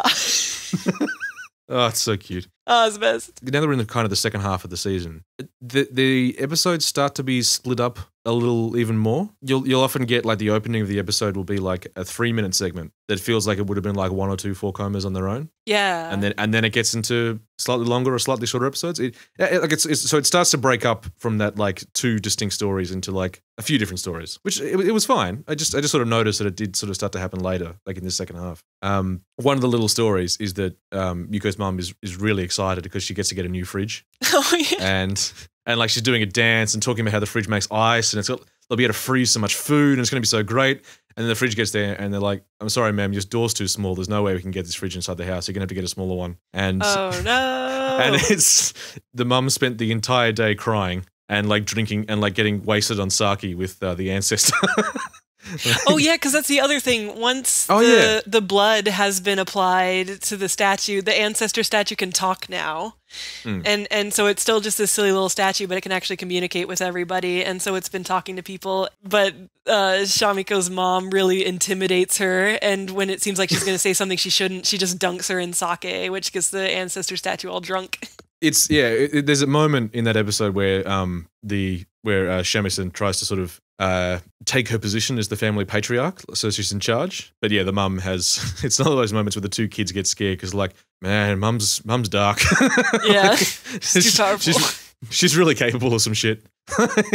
Yeah, and she dunks her in demon strength sake, which I thought was a nice touch. Oh, I didn't notice that. Yeah, and poor Shemison just gets really wasted, and she sort of gets all soppy too, where she's talking to Yuko, saying, "You're the only one that's nice to me. Thank you so much. Can you bring me some iced water?" Yeah. Yeah, it was nice. So because Shamiko has to help protect the city with Momo wants to train her so that she can be a strong demon. And so she wants her to pull a giant tire, which is like a monster truck tire that obviously she can't, but Momo just has no idea that that's not a thing that a normal person can do. Yeah, Ari has to show up and kind of explain to Momo that like humans can't do stuff like that. Yeah, like Momo's like, "Oh, I'm sorry, I forgot that she's a weak demon," and it's like, no, it's not because she's particularly weak. That's the thing that normal humans just can't do. Yeah, so it kind of implies from now on, in every spare minute they have, Momo is like just training the shit out of Yuko. Like she's just making her work out and sort of, push her body and all this sort of stuff from now on. Which is, But there's that really cute thing where Shamiko's like, "Well, we need to face your fears too to strengthen you. So what are you afraid of?" And Momo's like, "Oh, I'm really afraid of the strawberry mochi that this one shop sells. Oh, it's so scary. The outside, it's creepy. Here, go buy 2 for us." and Yuko runs off and runs back and goes, "I was tricked, wasn't I?" It's just like, yeah. Yeah, I did it. She did it, but she was also tricked into running a long way, basically. So. Yeah, and so they just eat mochi together, and it's all cute. But then Momo says, in a way, she wasn't lying because the mochi reminds her of something that makes her unhappy, and it's from the Sakura Mart. It's like it probably reminds her of her sister. Well, she says her sister used to love these mochi, so she hasn't. Oh really, yeah, that's right. So she hasn't. It. She's avoided them since then, but she says, she says to Yuko, like, "I've been watching you kind of face your fears, so I should really be doing the same." Like, yeah, so she's able to enjoy something she hadn't been for a long time together with Yuko. And then Yuko's like, "You have to tell me something you're really afraid of next time." And she's like, "I'd really be afraid of having cold tea with you." And they have it together. And she's like, "You won't trick me a third time." I should say that there's also been a slow thing now of like, up to this point, it has been Momo helping this entirely weak and helpless magic demon. But from the sickness episode, there's been another twist where now it's occasionally Yuko teaching Momo things. Because aside from the fact that she was helping her when she was ill, because the episode where Momo was explaining, "You've got to help me now," at the end of it, Momo almost passes out because she's even more ill than she was before. So Yuko carries her home and has cooked for her and is like doing the vacuuming while Momo's just sort of resting on the couch. And this time Momo's the one who says, "Don't think this means you've won." Yeah. And Yuko's like, "Did you say something?" She's like, "No." But before that as well, she was saying how she didn't want to give Yuko that meal because it was such an awful failure of an attempt at cooking. And Yuko says, "Look, you're never going to get better at of things if you hide your failures from everyone. Because look at me, I've been failing at everything that I've been trying for like the entire show so far. But that's made me better. That's made me stronger because every time I failed, I learned something and I get a bit better." And Momo's like, "Yeah, okay." Like that is genuinely something Momo hasn't been doing. You sort of find out is that she has kind of just been avoiding things and coasting on the fact that she's already really strong. So. Actually, that's a nice lesson that Yuko taught her, and it did come from a place of this is something Yuko would know. Like it's nice, nice. It's even got the magical girl thing of nice lessons.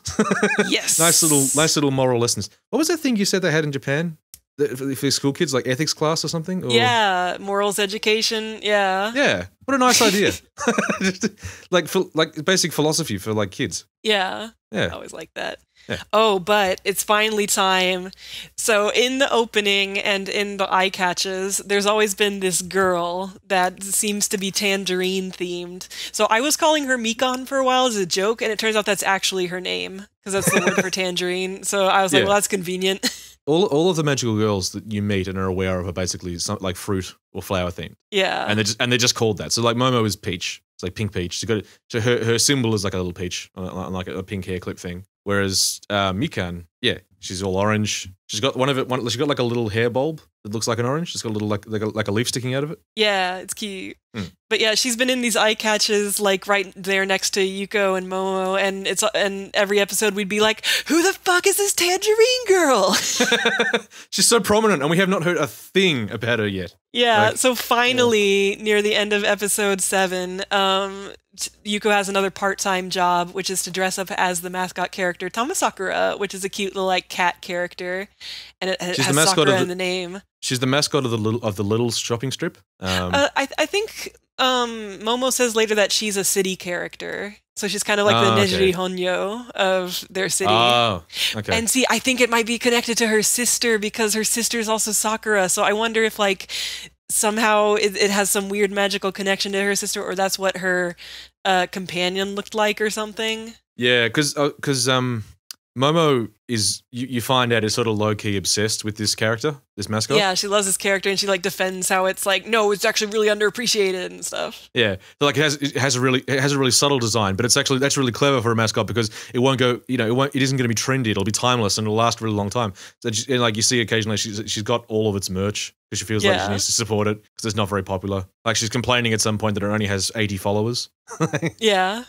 Yeah, it's very cute. Anyway. Yeah, but so Yuko's dressed up as this character, and she's like supposed to be around talking to kids and stuff.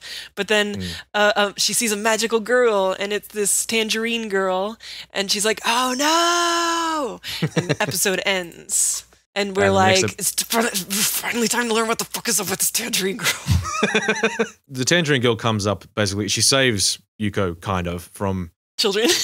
Yeah, there's children. There's children were bullying Yuko, trying to get her to give her candy and stuff, and she's like, I don't have candy. And so the magical girl scares the kids away. But then she's like, "Are you okay?" And of course, Yuko is acting suspicious and panicking because she's worried this is a magical girl. And she's like, "Are you a cosplayer?" She says, "No, I'm a magical girl. I'm actually on patrol." The other magical girl who lives in this city apparently got defeated by a giant demon that drained all of her powers and has now enslaved her. So I'm here to protect her. And Yuko's like, that whoever told you that is clearly like just only giving you the very broad strokes. Yeah.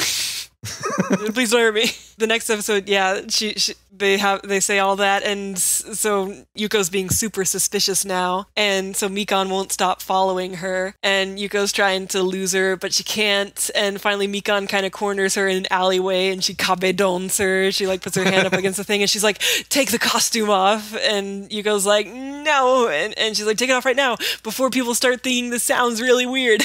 Well, because she's saying strip. I won't. Yeah, strip. I won't. Yeah. They like take it off. Finally, Yuko panics and she's like, "Crisis management form!" And she turns into her sexy form, and then she's just like so upset and she's crying, and Mikan feels really bad. So she's like, "I have no idea what's happening, but here's my cape. Cover yourself up." Because you need to cover yourself up because you shouldn't be out in public like that. Yeah. And she's like, and Yuko's like, I thought you were gonna, okay, so this is another one of these weird game moments is that Mikan mentions at first that she's like, I figured I'd find out what's up with the demon after we had a pound down. And there's a definition thing that comes up about what a pound down is, which is to beat someone up, or the second definition, which is to drink a drink really quickly. And the example sentence is, "Hey cutie, do you want to pound down some tea?" Which I missed that. Which it's really quick, but it's just like, but yeah. That's a straight. Hey cutie. Yeah, hey cutie. And this is like the episode after Momo and Yuko shared tea. Yeah. Yeah. But then Momo shows up and she's like, "What's going on here? Do I need to call the police?" I will say, as much as I hate the crisis management form, the way that she says it, because it's like, "Kikikane," and it always like sounds really fucking cute. Especially that one time when she's like desperately trying to transform and she says it over and over, and it's fucking adorable. In English, crisis management form is very awkward. Yeah. But in Japanese it does sound, it's a nice little. You're like, "Kikikane, Kikikane." It's best. So it basically skips ahead to the next day at school. Now Mikan is going to their school. And it's really funny because she talks to Yuko and she calls her Yuko, and it confuses Yuko because she's so used to being called Shamiko by now. And she basically lets on that what she was actually asked to come there to do is to help protect Yuko. Yeah, that's what specifically she is there to protect Yuko. That's what Momo asked her to come and do. Yeah. Momo's key worry is it's not actually defending the city, it's just that she's going to be too weak to protect Yuko if she needs to. That's a major concern. Yeah. the majority of this episode is taken up just learning a little bit about Mikan and what her go is. Yeah. Because at first she seems, Yuko's commenting that she seems really sort of stable and straightforward and maybe not obsessed with training like Momo is. But it turns she's like, out is this girl actually not a weirdo like Momo? Wow. But it turns out no, she is, again, with little hints of maybe a dark backstory. Mikan has a curse. What's up with that? Yeah. The curse is that anytime she gets overly flustered or emotional, everyone near her suffers bad luck. Yes. And and cartoony bad luck, like a snake will turn up and constrict you, or a bag of trash will explode, or it's like literally a cartoon cloud will appear over your head and start raining on you. And then, if you try to run away from it, it'll just follow you. Yeah. Because at first Momo isn't here because they got separated because Momo suffered a bunch of these attacks, and she got dunked in wet cement and then was handed the pet of a multimillionaire to look after, which is just this little bird. This is very random. It's like that's the gag. It's all stupid random shit that happens to you. That's pretty much that episode. Like they talk about that curse, and that's what, and I was gonna say Mikan's problem. Mikan is an Ojo-sama in how she like talks and stuff. And it's funny because like at first I thought that she was going to like kind of like come and I was like, is she going to break up their, like super romance, or is she going to try to start a love triangle or whatever? But she never really does. Like she clearly likes Momo a lot and maybe even has a crush on her, but the show never gives you any indication that she's any competition for anybody. No. She does seem potentially in love with Momo as well. Or at least like really loved Momo's, old magical girl form. These two like fought together back in the day. Yeah. So she knows Momo from back in the day, although like Yuko's begging her to tell her stories about then, and Momo threatens to make Mikan eat her food. So she's like, no, okay, I can't tell you anything anymore. Yeah.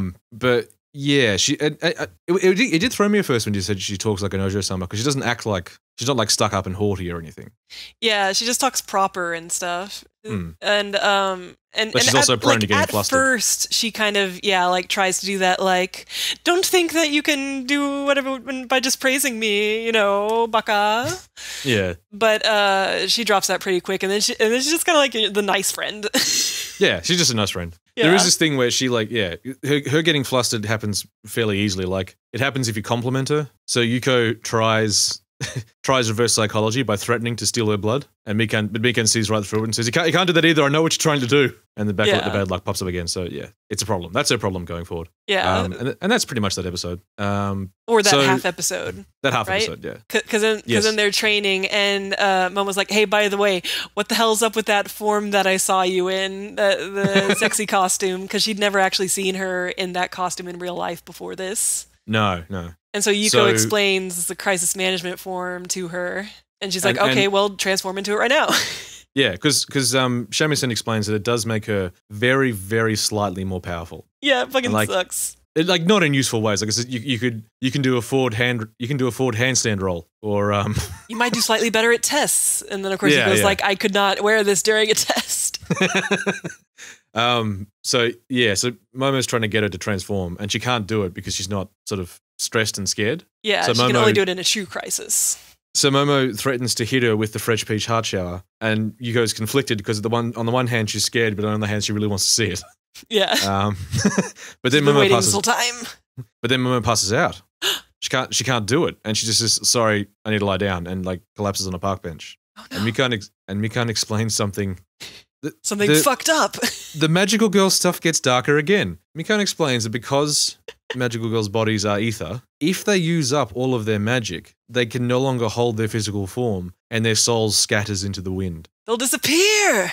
And she says it's very hard to come back from that. Like they point at it's not impossible, but it basically means you're dead. Like you disappear and you're gone, and that's the end of that magical girl. And that Momo has apparently the show does this odd thing where like with the blood that Yuko took, which is one of the only things I felt was a bit muddled, in that on the one hand, like Yuko accidentally took a smear of blood. It was a tiny amount of blood. Right. And it doesn't do a ton for Yuko either in terms of how much it releases the seal, but they keep talking about it like it was a massive amount of Momo's power it took away. Yeah. And I could never really quite square those two things. Yeah, it seems like she must have been in like a kind of weakened state anyways. Or she's been overworking herself trying to protect and help Yuko. Yeah, it's probably like a conflation of things. Yeah, but the trouble is the show just keeps kind of implying that, well, not implying, but the characters keep telling us it's just because of the blood draining. But that just doesn't seem right. Like based on everything else, based on the other end of it. Like it's weird. I mean, maybe it'll be a reveal later, but for the moment they do act like no, it's just because you drained that blood, and it just seems so odd. Yeah, it's like that. Really, that's all she got out of it. Yeah. I mean, maybe that's the gag, but it just I don't know. No, yeah, it does seem like could that really have all been her? It doesn't seem like it. Yeah. Anyway, so it basically, and so the thing is, Yuko didn't know this, and now obviously she's saying she says to Momo that like I don't want to, now that I know this, why didn't you tell me this? I don't want to defeat you anymore. Like I'm gonna find some other way to get rid of the curse because I don't want you to disappear. Yeah, and there's that cute moment while Momo is still knocked out, and she's like, for Momo's sake, I want to be more. What is it? What do I want to be more? What? And then Momo's waking up and she's like, I want you to acknowledge me. Well, yeah, she says, I just want you to acknowledge me. And there's a pause and it goes, as your rival. She's still hiding behind this dumb roleplay. Yeah, and she's like all like super up in her face and it's all doki doki. And it's by the river and the sun's setting again and it's so fucking romantic. Yeah, it's super good. That was super good. Yeah.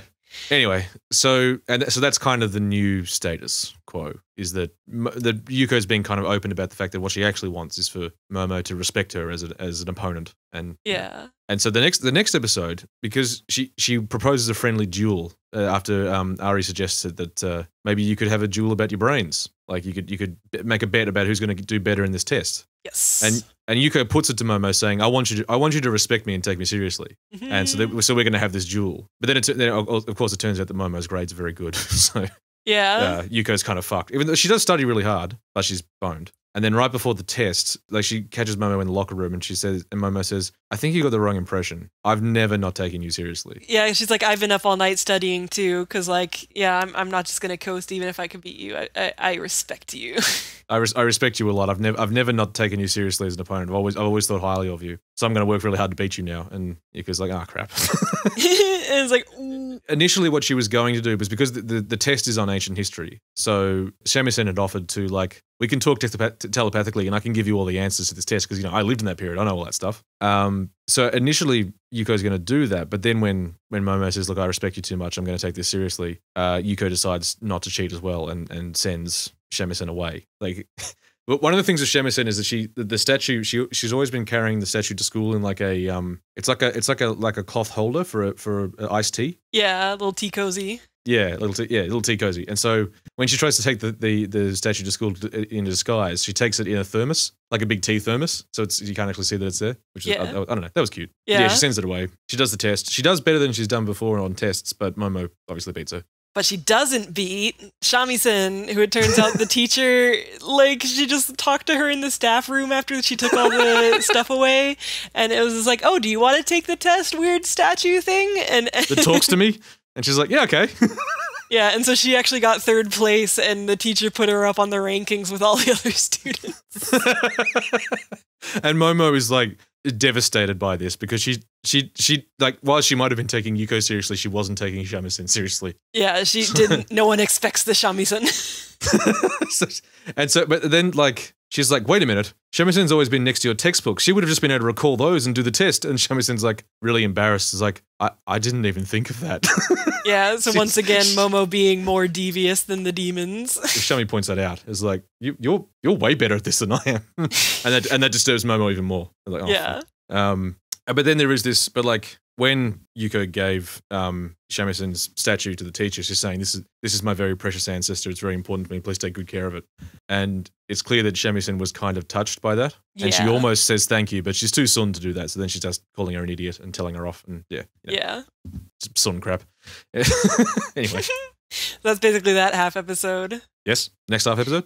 Yeah, the next half episode is see, this is how you know that the gayness is very specifically a romance between Yuko and Momo, because this episode is basically like a little movie date between Mikan and Yuko, but it ain't gay. They're just friends. There's no question, Yeah, there's nothing romantic happening in this one. It's all just gags. Yeah, so they're not just doing that with everybody. No. Mikan drags Yuko to a movie because she wants help getting control over her fear. So she takes it to like a scary movie. Yeah. Oh, and it's cute because Yuko buys a senior ticket for her ancestor, even though obviously it's just a little statue. She could just bring it in. But she's like, well, you're over 65, right? Okay. And she just puts her in the cup holder so she can watch the movie. And Shamisen's excited to see a movie because she's only seen stuff on TV before. But the movie's a whole new experience and she thought it was great. She's like, I love that little seat they had for me, which was the cup holder. Yeah. The movie is like it's The Walking Dead. Like, it's very clearly a parody of The Walking Dead. There's the main sheriff guy and the guy that has the crossbow that I forget the name of. And they're speaking fake English and it's the best. Oh, it's such good fake English. I love fake English. Yes. Oh, but because it's a zombie movie, Yuko is like, do your best, zombies. What's up with this? Why don't any of the bullets hit the protagonist? Like, this is all... And so obviously she takes the monster side and she's like, that was a really good movie. I really rooted for the monsters there. Well, yeah, she's crying at the end because like they tried their hardest, even though the heroes were so overpowered. Yeah, and meanwhile, Mikan is just passed out because she was too scared.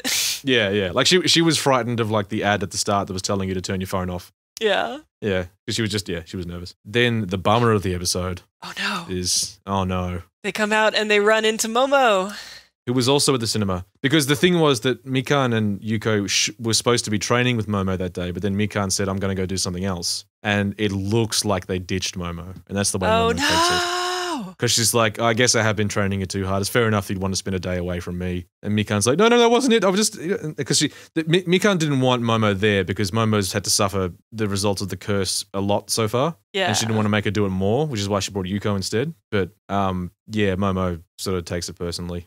And Momo jealous. There's this awkward scene at the end where like Yuko goes back to their house, to Momo's house where Mikan's also staying, and like cooks them some food, and then just kind of leaves in a hurry because they're both kind of arguing. And there's also Mikan also makes a reference to like you've changed a lot. You used to be so like energetic. What's happened to you? And the narration is like, do your best, Shamiko.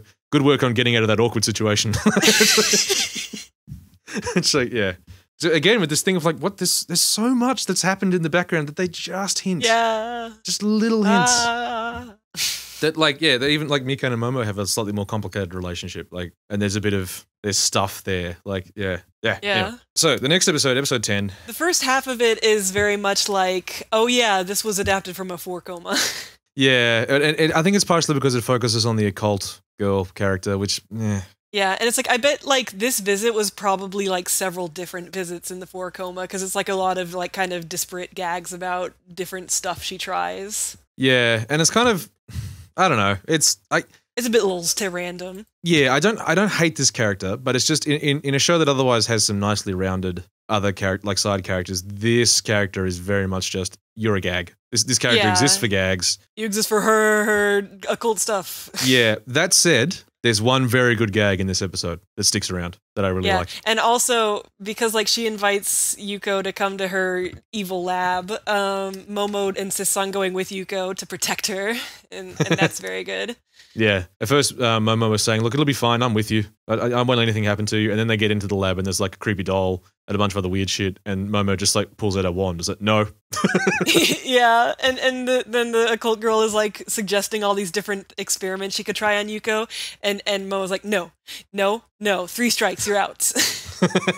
So instead, Shamisen puts herself up for experimenting on because she's like, well, look, I want to release the curse too, and you've done so much for me. I want to do something for you. I'll take the hit for this one. So this girl pulls out a bunch of clay that you would use to make a homunculus, like a fake person. Yeah. And they get the idea that they could make some arms and legs for the statue, so the statue could move around on its own. So Yuko gives it a go. I love it. This is very much a visual gag, but it's very much a visual gag. But she gives the statue these really weak-looking arms and legs, and the legs aren't strong enough to support the statue on their own. So the statue ends up having just a sort of skitter around like a weird bug on all fours. If you've ever seen Gyo, the Junji Ito manga, it's like that. It's like these spindly robot spider limbs that she's like skittering back and forth on, and she's like, "How do I look, Yuko?" And Yuko's so bummed. She's like, I'm sorry I made you so weird. Yeah, and it's great. It is very much a Junji Ito sort of gag. Like, Junji Ito if he did comedy. Yeah. But yeah. By the way, have you seen that video of Junji Ito watching anime cats and commenting on them? No, I'm going to need to see that ASAP. Are you kidding me? Yeah, Crunchyroll did this thing where they interviewed him and just like we're just showing him clips from different cat anime, and he was going, "Oh, that's nice. What the fuck? That's awesome. It's incredibly wholesome." God damn it. Yeah, okay, I need that in my life. Someone pointed out that like a lot of horror writers come across as some of the sweetest people you'll ever meet. Yeah, of course they always like you look at pictures of them and they're just like these very normal looking nerd guys, even though they like tend to draw themselves all freaky. And Yeah, like, yes, yeah. I like to make a spooky. Anyway, so then Momo has a go, and of course Momo's, because she's better at most things, has made Shamisen like an actual like a little doll that she can inhabit with the help of this occult stuff. Yeah, it's like a little angel doll. Yeah. And at first she's going, oh, you know, she's thanking her, and then she's sort of thinking, oh, this is great because if I get enough of these, I'll be able to move around on my own. I'll be able to start my scheming, and doesn't realize that she's sort of accidentally telepathically saying all of this aloud. So yeah. So then Momo just takes control of the little body and makes it dance and like, you know, bow and do things, and yeah. Yeah. Too bad. The narration gag at that one was good as well because it was a Gunbuddy Shamisen this time. Oh yeah. It's saying, by the way, don't try going in a hot spring with that body; it'll melt immediately. And she's like, "Oh god damn it!" No. I like. But that's the end of that half episode. Yes. So next, there's a cute thing where the mom is really excited because she's saved up enough points to get 3 matching plates. Because before she would always get these rewards from her stamp things that were these plates from the shopping center, but they've always been mismatched. And so she's just like really excited about having 3 matching plates finally for them to eat on. Yeah, it's a really cute sequence. So she's going, it's just so elegant, and Yuko going, yes, they will be very elegant. And like, yeah, she's just really, really happy that she's going to get 3 matching plates. Again, with this thing of appreciating the little things. Like, it's nice. Yeah. But the big part of this is that the laptop that Ryo's been using that they borrowed has been acting up. And so Yuko takes Ryo to visit Momo's house. But Ryo still doesn't know that Momo's a magical girl. They got to hide it. Again with that, yeah. I mean, I don't know. It was. I get why it was happening. At first, it seems to be a reverse of what Yuko taught Momo about, you know, being able to show off your failures. But Yuko made an exception for this because she really wants to set a good example for her sister and be admired in her sister's eyes and stuff. Yeah. But then Momo convinces her that she should. You're only going to hurt yourself more if you continue to lie to her. So she decides to tell Ryo that Momo's a magical girl. Ryo takes the wrong way and thinks that what's happened is that Yuko has overpowered Momo and made her a part of her army. Which is so funny because that's also the impression that Mikan got. It's really funny that people keep getting this impression that Momo works for Shamiko now. I wonder how this keeps happening. Well, that was the thing. Ryo seems so happy that Momo just goes along with it, even though she doesn't like the idea of saying that she had to submit to Yuko. But even Momo says, like, yeah, I guess I can see why people would think this. Yeah. And Yuko's like, what do you mean? She says, well, if you haven't noticed, don't worry about it. Yeah. But then Mikan comes in because she also is living there, and of course she doesn't know the situation. So Momo immediately like grabs her and like brings her behind something and is like trying to explain it to her. And so then Mikan's like, oh yeah, we're both, you know, working for Yuko, our master. Actually, sorry, the exact wording that Momo had, I just found the note. Me being your subordinate isn't far from the truth. Oh yeah. Wow. Fucking wow. Like it's so blatant. Anyway. Yeah, but the computer's fine. Everything's fine. They're just cuties. Oh wait, there's something that she says or something that makes her realize that she doesn't know much about Momo still. Yeah. And so when they're back at home, she's trying to make a list of things she knows about Momo. And she's like very earnest. She's got her pen and paper out, and she's like, okay, she likes noodles. She likes soy sauce over regular sauce. She has nice handwriting. And that's all she can think. Because she's gotten a bunch of letters from Momo on like really nice paper that has love hearts all over it. Don't say that. That didn't happen. That does happen. What, no. That had already happened. Yeah, when she got the letter in the with the computer, that had that that's right. Paper had love hearts all over it as well. Yeah, I forgot about that. This thing about Yuko realizing she doesn't know enough about Momo, it becomes the topic of the driver for the next episode, which is that Yuko's talking to Shamisen and saying, well, I guess I'll just try and get closer to her and eventually she'll reveal things to me. And Shamisen's like, well, you could do that. Or you could step into her dreams, you know? Like, that's the really easy way to do it. And that way you could still implant things in her mind and da-da-da-da. And she goads Yuko into doing it by saying, Momo knows all of your weaknesses and you don't know any of hers. Are you fine with this? And Yuko gets all fired up and angry. So she, in order to make the strong connection, she has to like lie down in bed, but also like surround herself with pictures of Momo that Ryo's taken. And then Ryo's like looking at her in bed going, oh, it's so nice the way you sleep with photos of one of your subordinates around. And Yuko's like, don't take photos. But, yeah. Pretty fucking gay. We get our second dream episode. Yeah, so she goes into the dream realm, and it's like, oh, this isn't looking so bad. There's a bunch of black goop everywhere, and it's kind of sunny out in there. It's also just like a blasted hellscape, though, too. Like that's true. Yeah, it's just like a big barren hellscape. But she runs into the cat's Metako, except in the dreamscape, he has a big buff man body, which is like one of those images that you've seen in the opening and the ending, and it's always like, what's that going to be? When's that going to come up? There's a lot of stuff like that.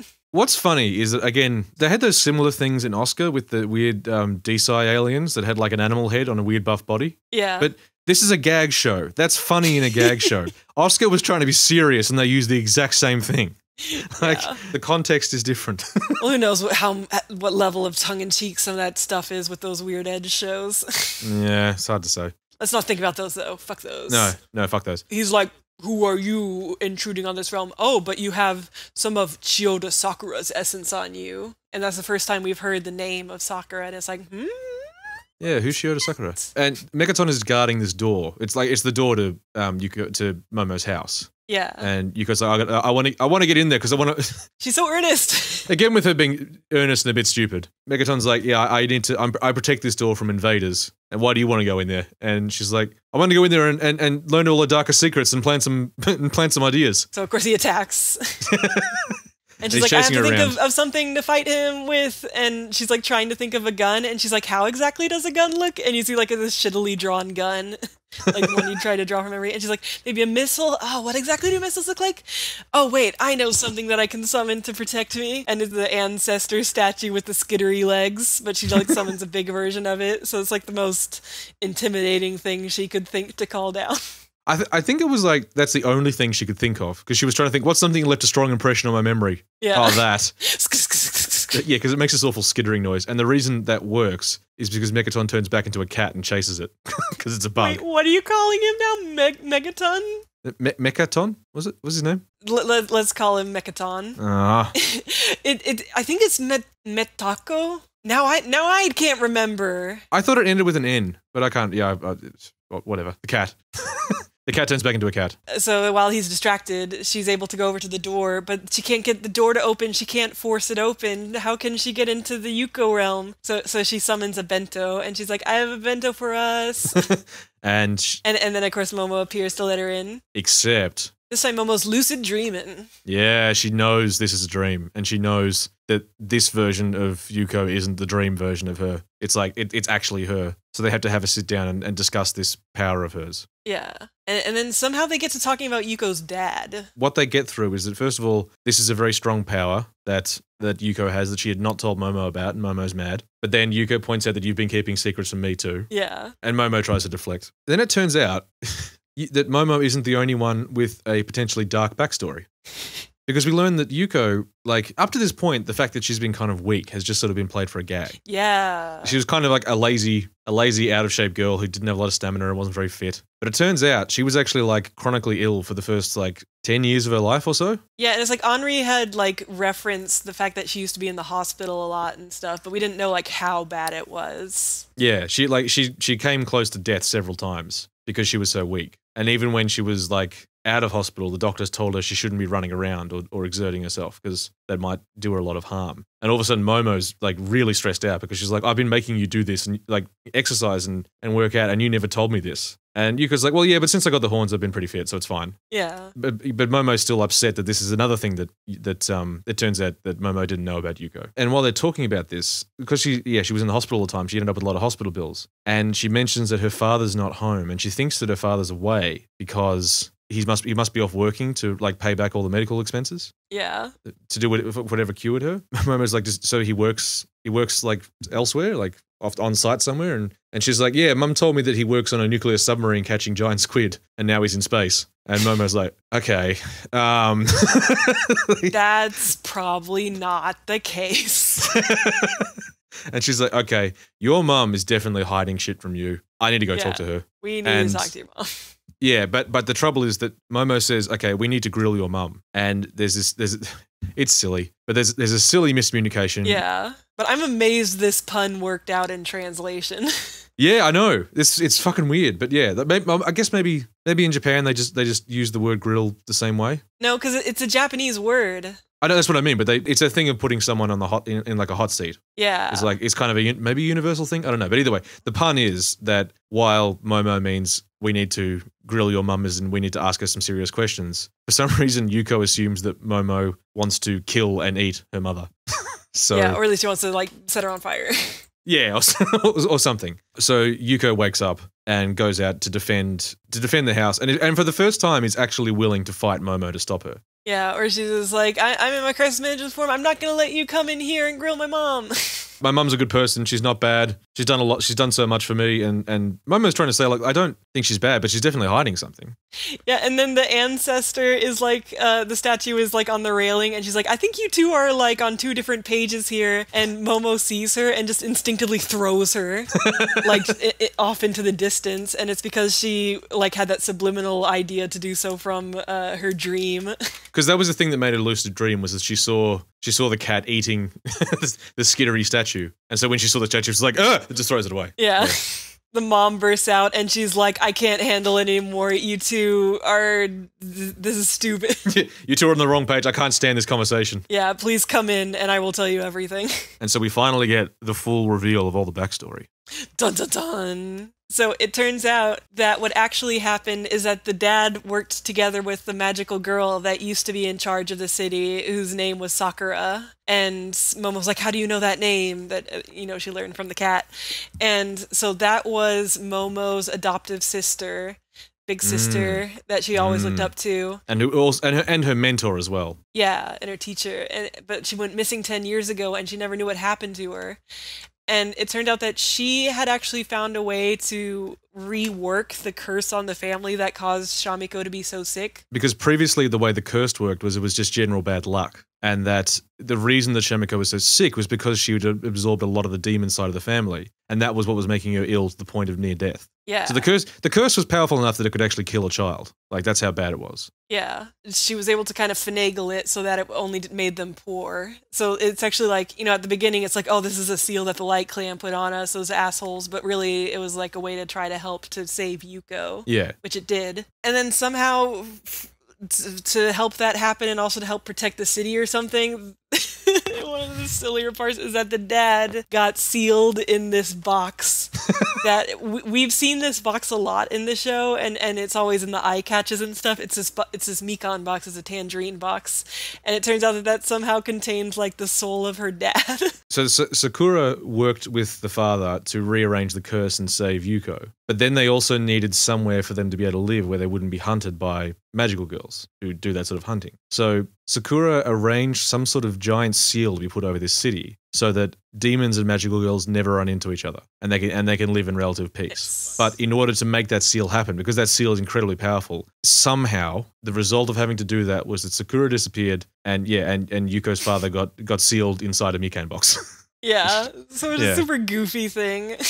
It is goofy. It's the box they've been using as a table and to stand on stuff. And the mum explains how, the box is magically sealed, so stains just sort of fade away on it. It can't be wet. It's very strong. And Yuko's like, so I've just been standing on Dad the entire time. And the mum's like, look, it's fine. Your dad was a very practical guy. Anything that could be put to use, put to use. He'd be fine with it, I'm sure. Yeah. And then you hear the box say, all good, bring it on, which I liked. Yeah. Oh, but because Momo has heard all this, she had no idea about any of this, and now she's upset. She's like, what, like, even if it helped Yuko, like, my sister did something that took your dad away from you, and now you've had to be poor and not have a dad for these 10 years, and maybe we really can't be friends. Oh, I'm leaving now, and I'm having a crisis. I guess we're gonna have to have some kind of reconciliation in the finale. Yeah, this felt maybe a little forced in that... A little. You sort of get where she's coming from. It's like the Momo thinks that her older sister did something really terrible to Yuko's family, but at the same time, the mum makes it quite clear that despite the results, this was all done in order to save Yuko. Yeah. And it did. It worked. Yuko was saved. Like, after the sacrifice and everything, she got healthier. She got out of hospital. She was able to sort of go to school and stuff. So it was clearly a sacrifice that everyone was okay with, but Momo's really upset by it and takes it as like, I think she says something like, I guess I was your greatest rival after all. Yeah, or something. It's like, whatever, Momo. But you know what? I'll accept it for how fucking gay this gets. One other thing we do learn, Yuko hangs around with her mum for a second just to talk about her dad a little bit, and she pulls out a photo. It turns out her dad had giant horns too. Yeah, and he was all short and adorable. Yeah, and he was short, and Yuko takes it and says, "Oh, damn it, I'm not going to get any taller." The mum says, "Yeah, your dad always had a pretty youthful appearance. Also, I've stopped aging since I became his vassal." And Yuko's like, what's a vassal? And says, that's basically when you sign a contract with a demon and become like a servant to them, but you also get some powers and sort of to feed off their magical energy to some extent. So it's essentially like a demon form of getting married, basically. Yeah. With like a slightly twisted sort of master-servant relationship, but clearly that wasn't how it actually played out in their marriage or whatever. But yeah. I also like in the photo you see him with his tail kind of curved around her the same way that Yuko does to Momo. Yeah. So that's the marriage tail position. Yuko runs off to find Momo. She's running around the streets. She runs into Mikan. She explains some of what she's learnt to Mikan. Mikan didn't know this either. Yeah, about the sister, because she also like really looked up to the sister and stuff, and she didn't know what had happened to her. She's like, "Oh, I can't believe it." And Mikan's also upset that like Momo didn't feel like she could tell her any of this stuff. Yeah. And Yuko has this thing where it's like, as one of Momo's friends, I mean her rival, I'm also upset that she's shutting us out. But do you know anywhere where she might be? And Mikan does know somewhere. Yes. It's the dramatic big hill overlooking the city with a cherry blossom tree, but it hasn't blossomed right now. It's dead looking. And Momo goes up there. It's just so gay. And the gayest shit occurs. The only thing that spoils this scene is that Yuko's clothes got wet before when Mikan's curse accidentally hit her, so she has to do this entire scene in the crisis management outfit. And the boobs are just so cartoony and stupid that they're just a bit distracting during this scene. Yeah, there's times when it's like, those are some goofy ass orbs.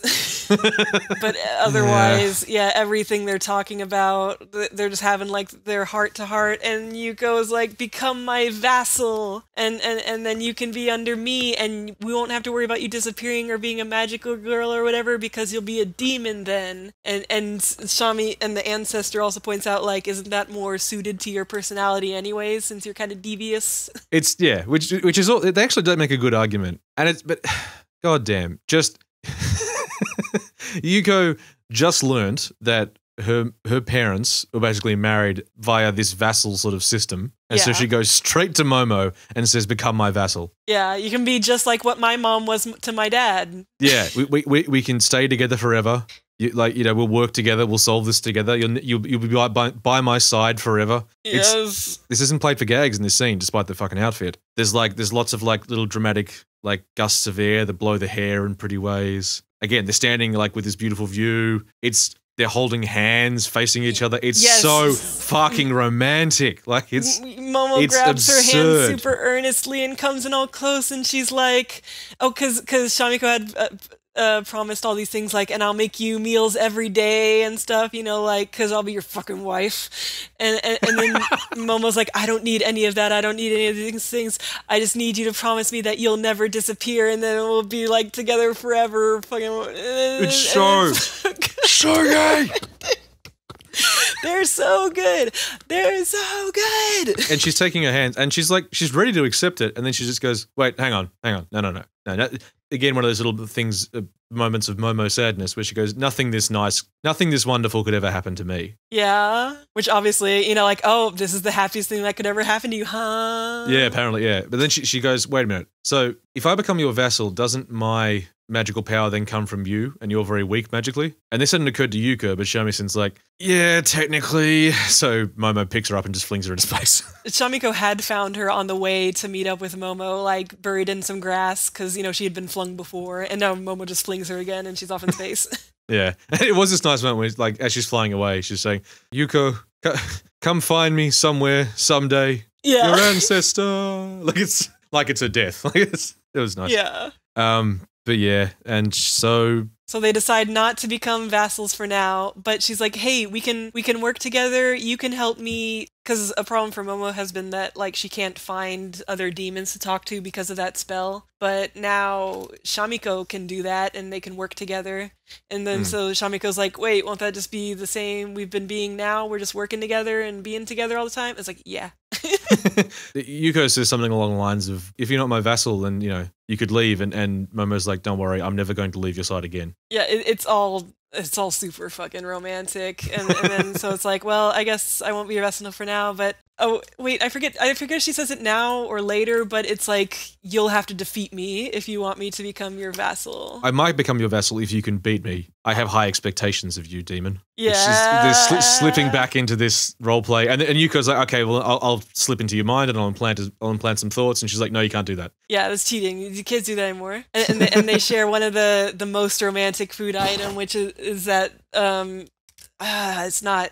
They call it ice, but it's not ice cream. What would you call it? Like, it's an icy pole. It's an icy pole. Yeah, American called popsicle. Yeah, and it's the kind that you can break in half. I've never seen them anywhere else, but it is in the OP. It's like an icy pole wrapped in plastic. There's just like a long tube, but there's a point in the middle where you can easily break it, so you can share it. Yeah, and it also like rips the plastic open. Yeah. So yeah, it's a cute little thing they can share. And at the end of the OP, that happens where Shamiko offers it to Yuko, and Shamiko offers it to Momo, and they walk home in the rain under an umbrella, sharing a popsicle. Which, yeah. Fuck me. So that's how this point of the series ends. And there's a little epilogue. It's not little. This is amazing. It's the most amazing thing I've ever seen.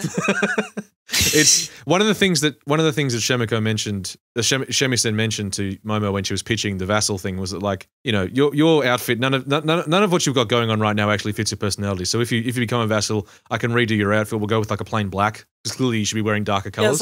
Yeah, it's like, obviously darker would fit you better. So next day at school, Yuko is, it cuts to, it's like playing the ending in the background, like further adventures kind of tone. And Yuko is trying to write a letter of challenge to Momo, like, "Oh, meet me here and we will fight each other, magical girl." And the teacher is like, "Oh, what are you working on? Here, I'll help you. I have some suggestions." And by the end, it's just a fucking love letter.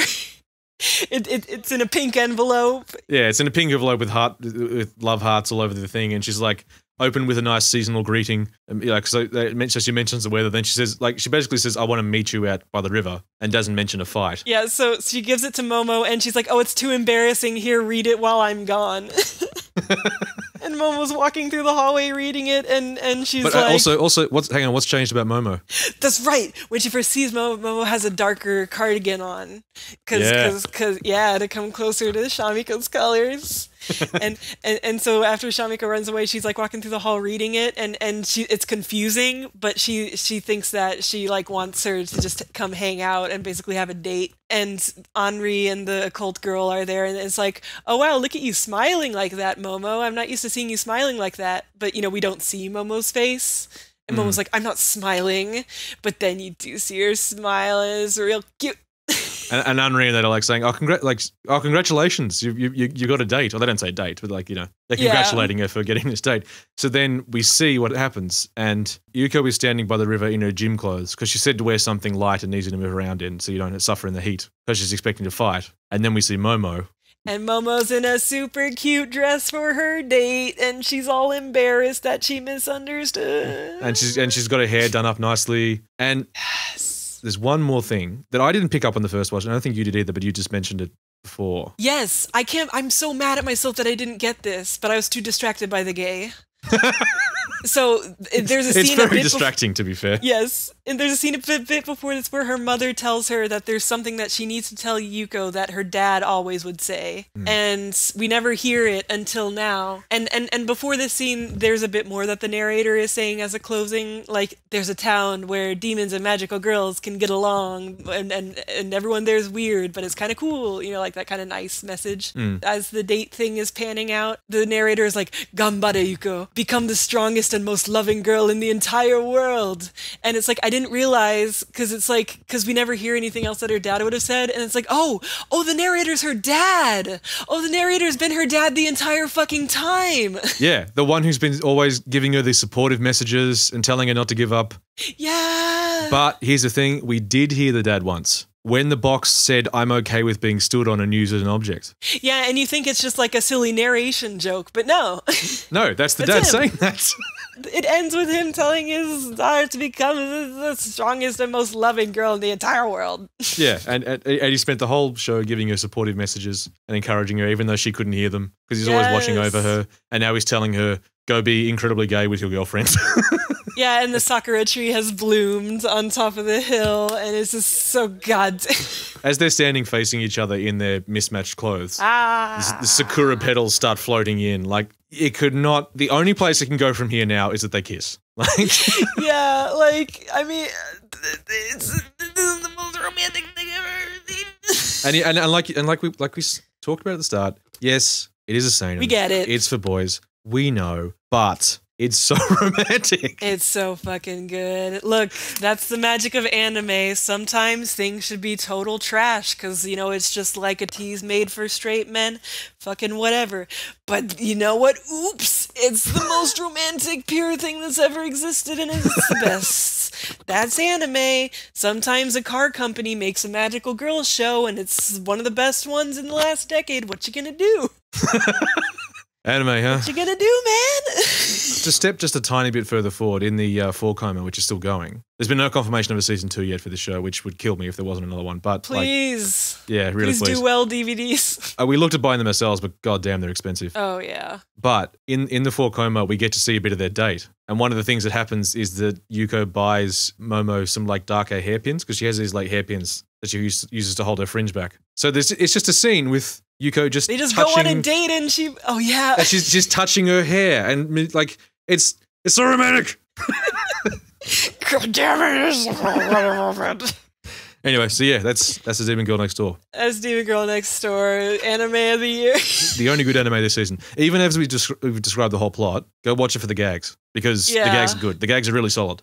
Yeah, there's a lot of little moments that, you just need to see for yourself. It's great. And like the colors in the show are really nice. I like a lot of stuff about like the little ways it's rendered and whatnot. It's just a really nice show to look at and to watch and have a happy time. Again, like everything about this show is better than it should be. It shouldn't look this nice, but it does. Yeah. And the animation isn't like overly amazing, but it's really well managed for the budget they had. Yeah. Like everything comes across really well. The visual comedy is really good. It's just it's incredibly solid. Definitely worth a watch if you like that sort of thing. All right, so watch Demon Girl. Yes.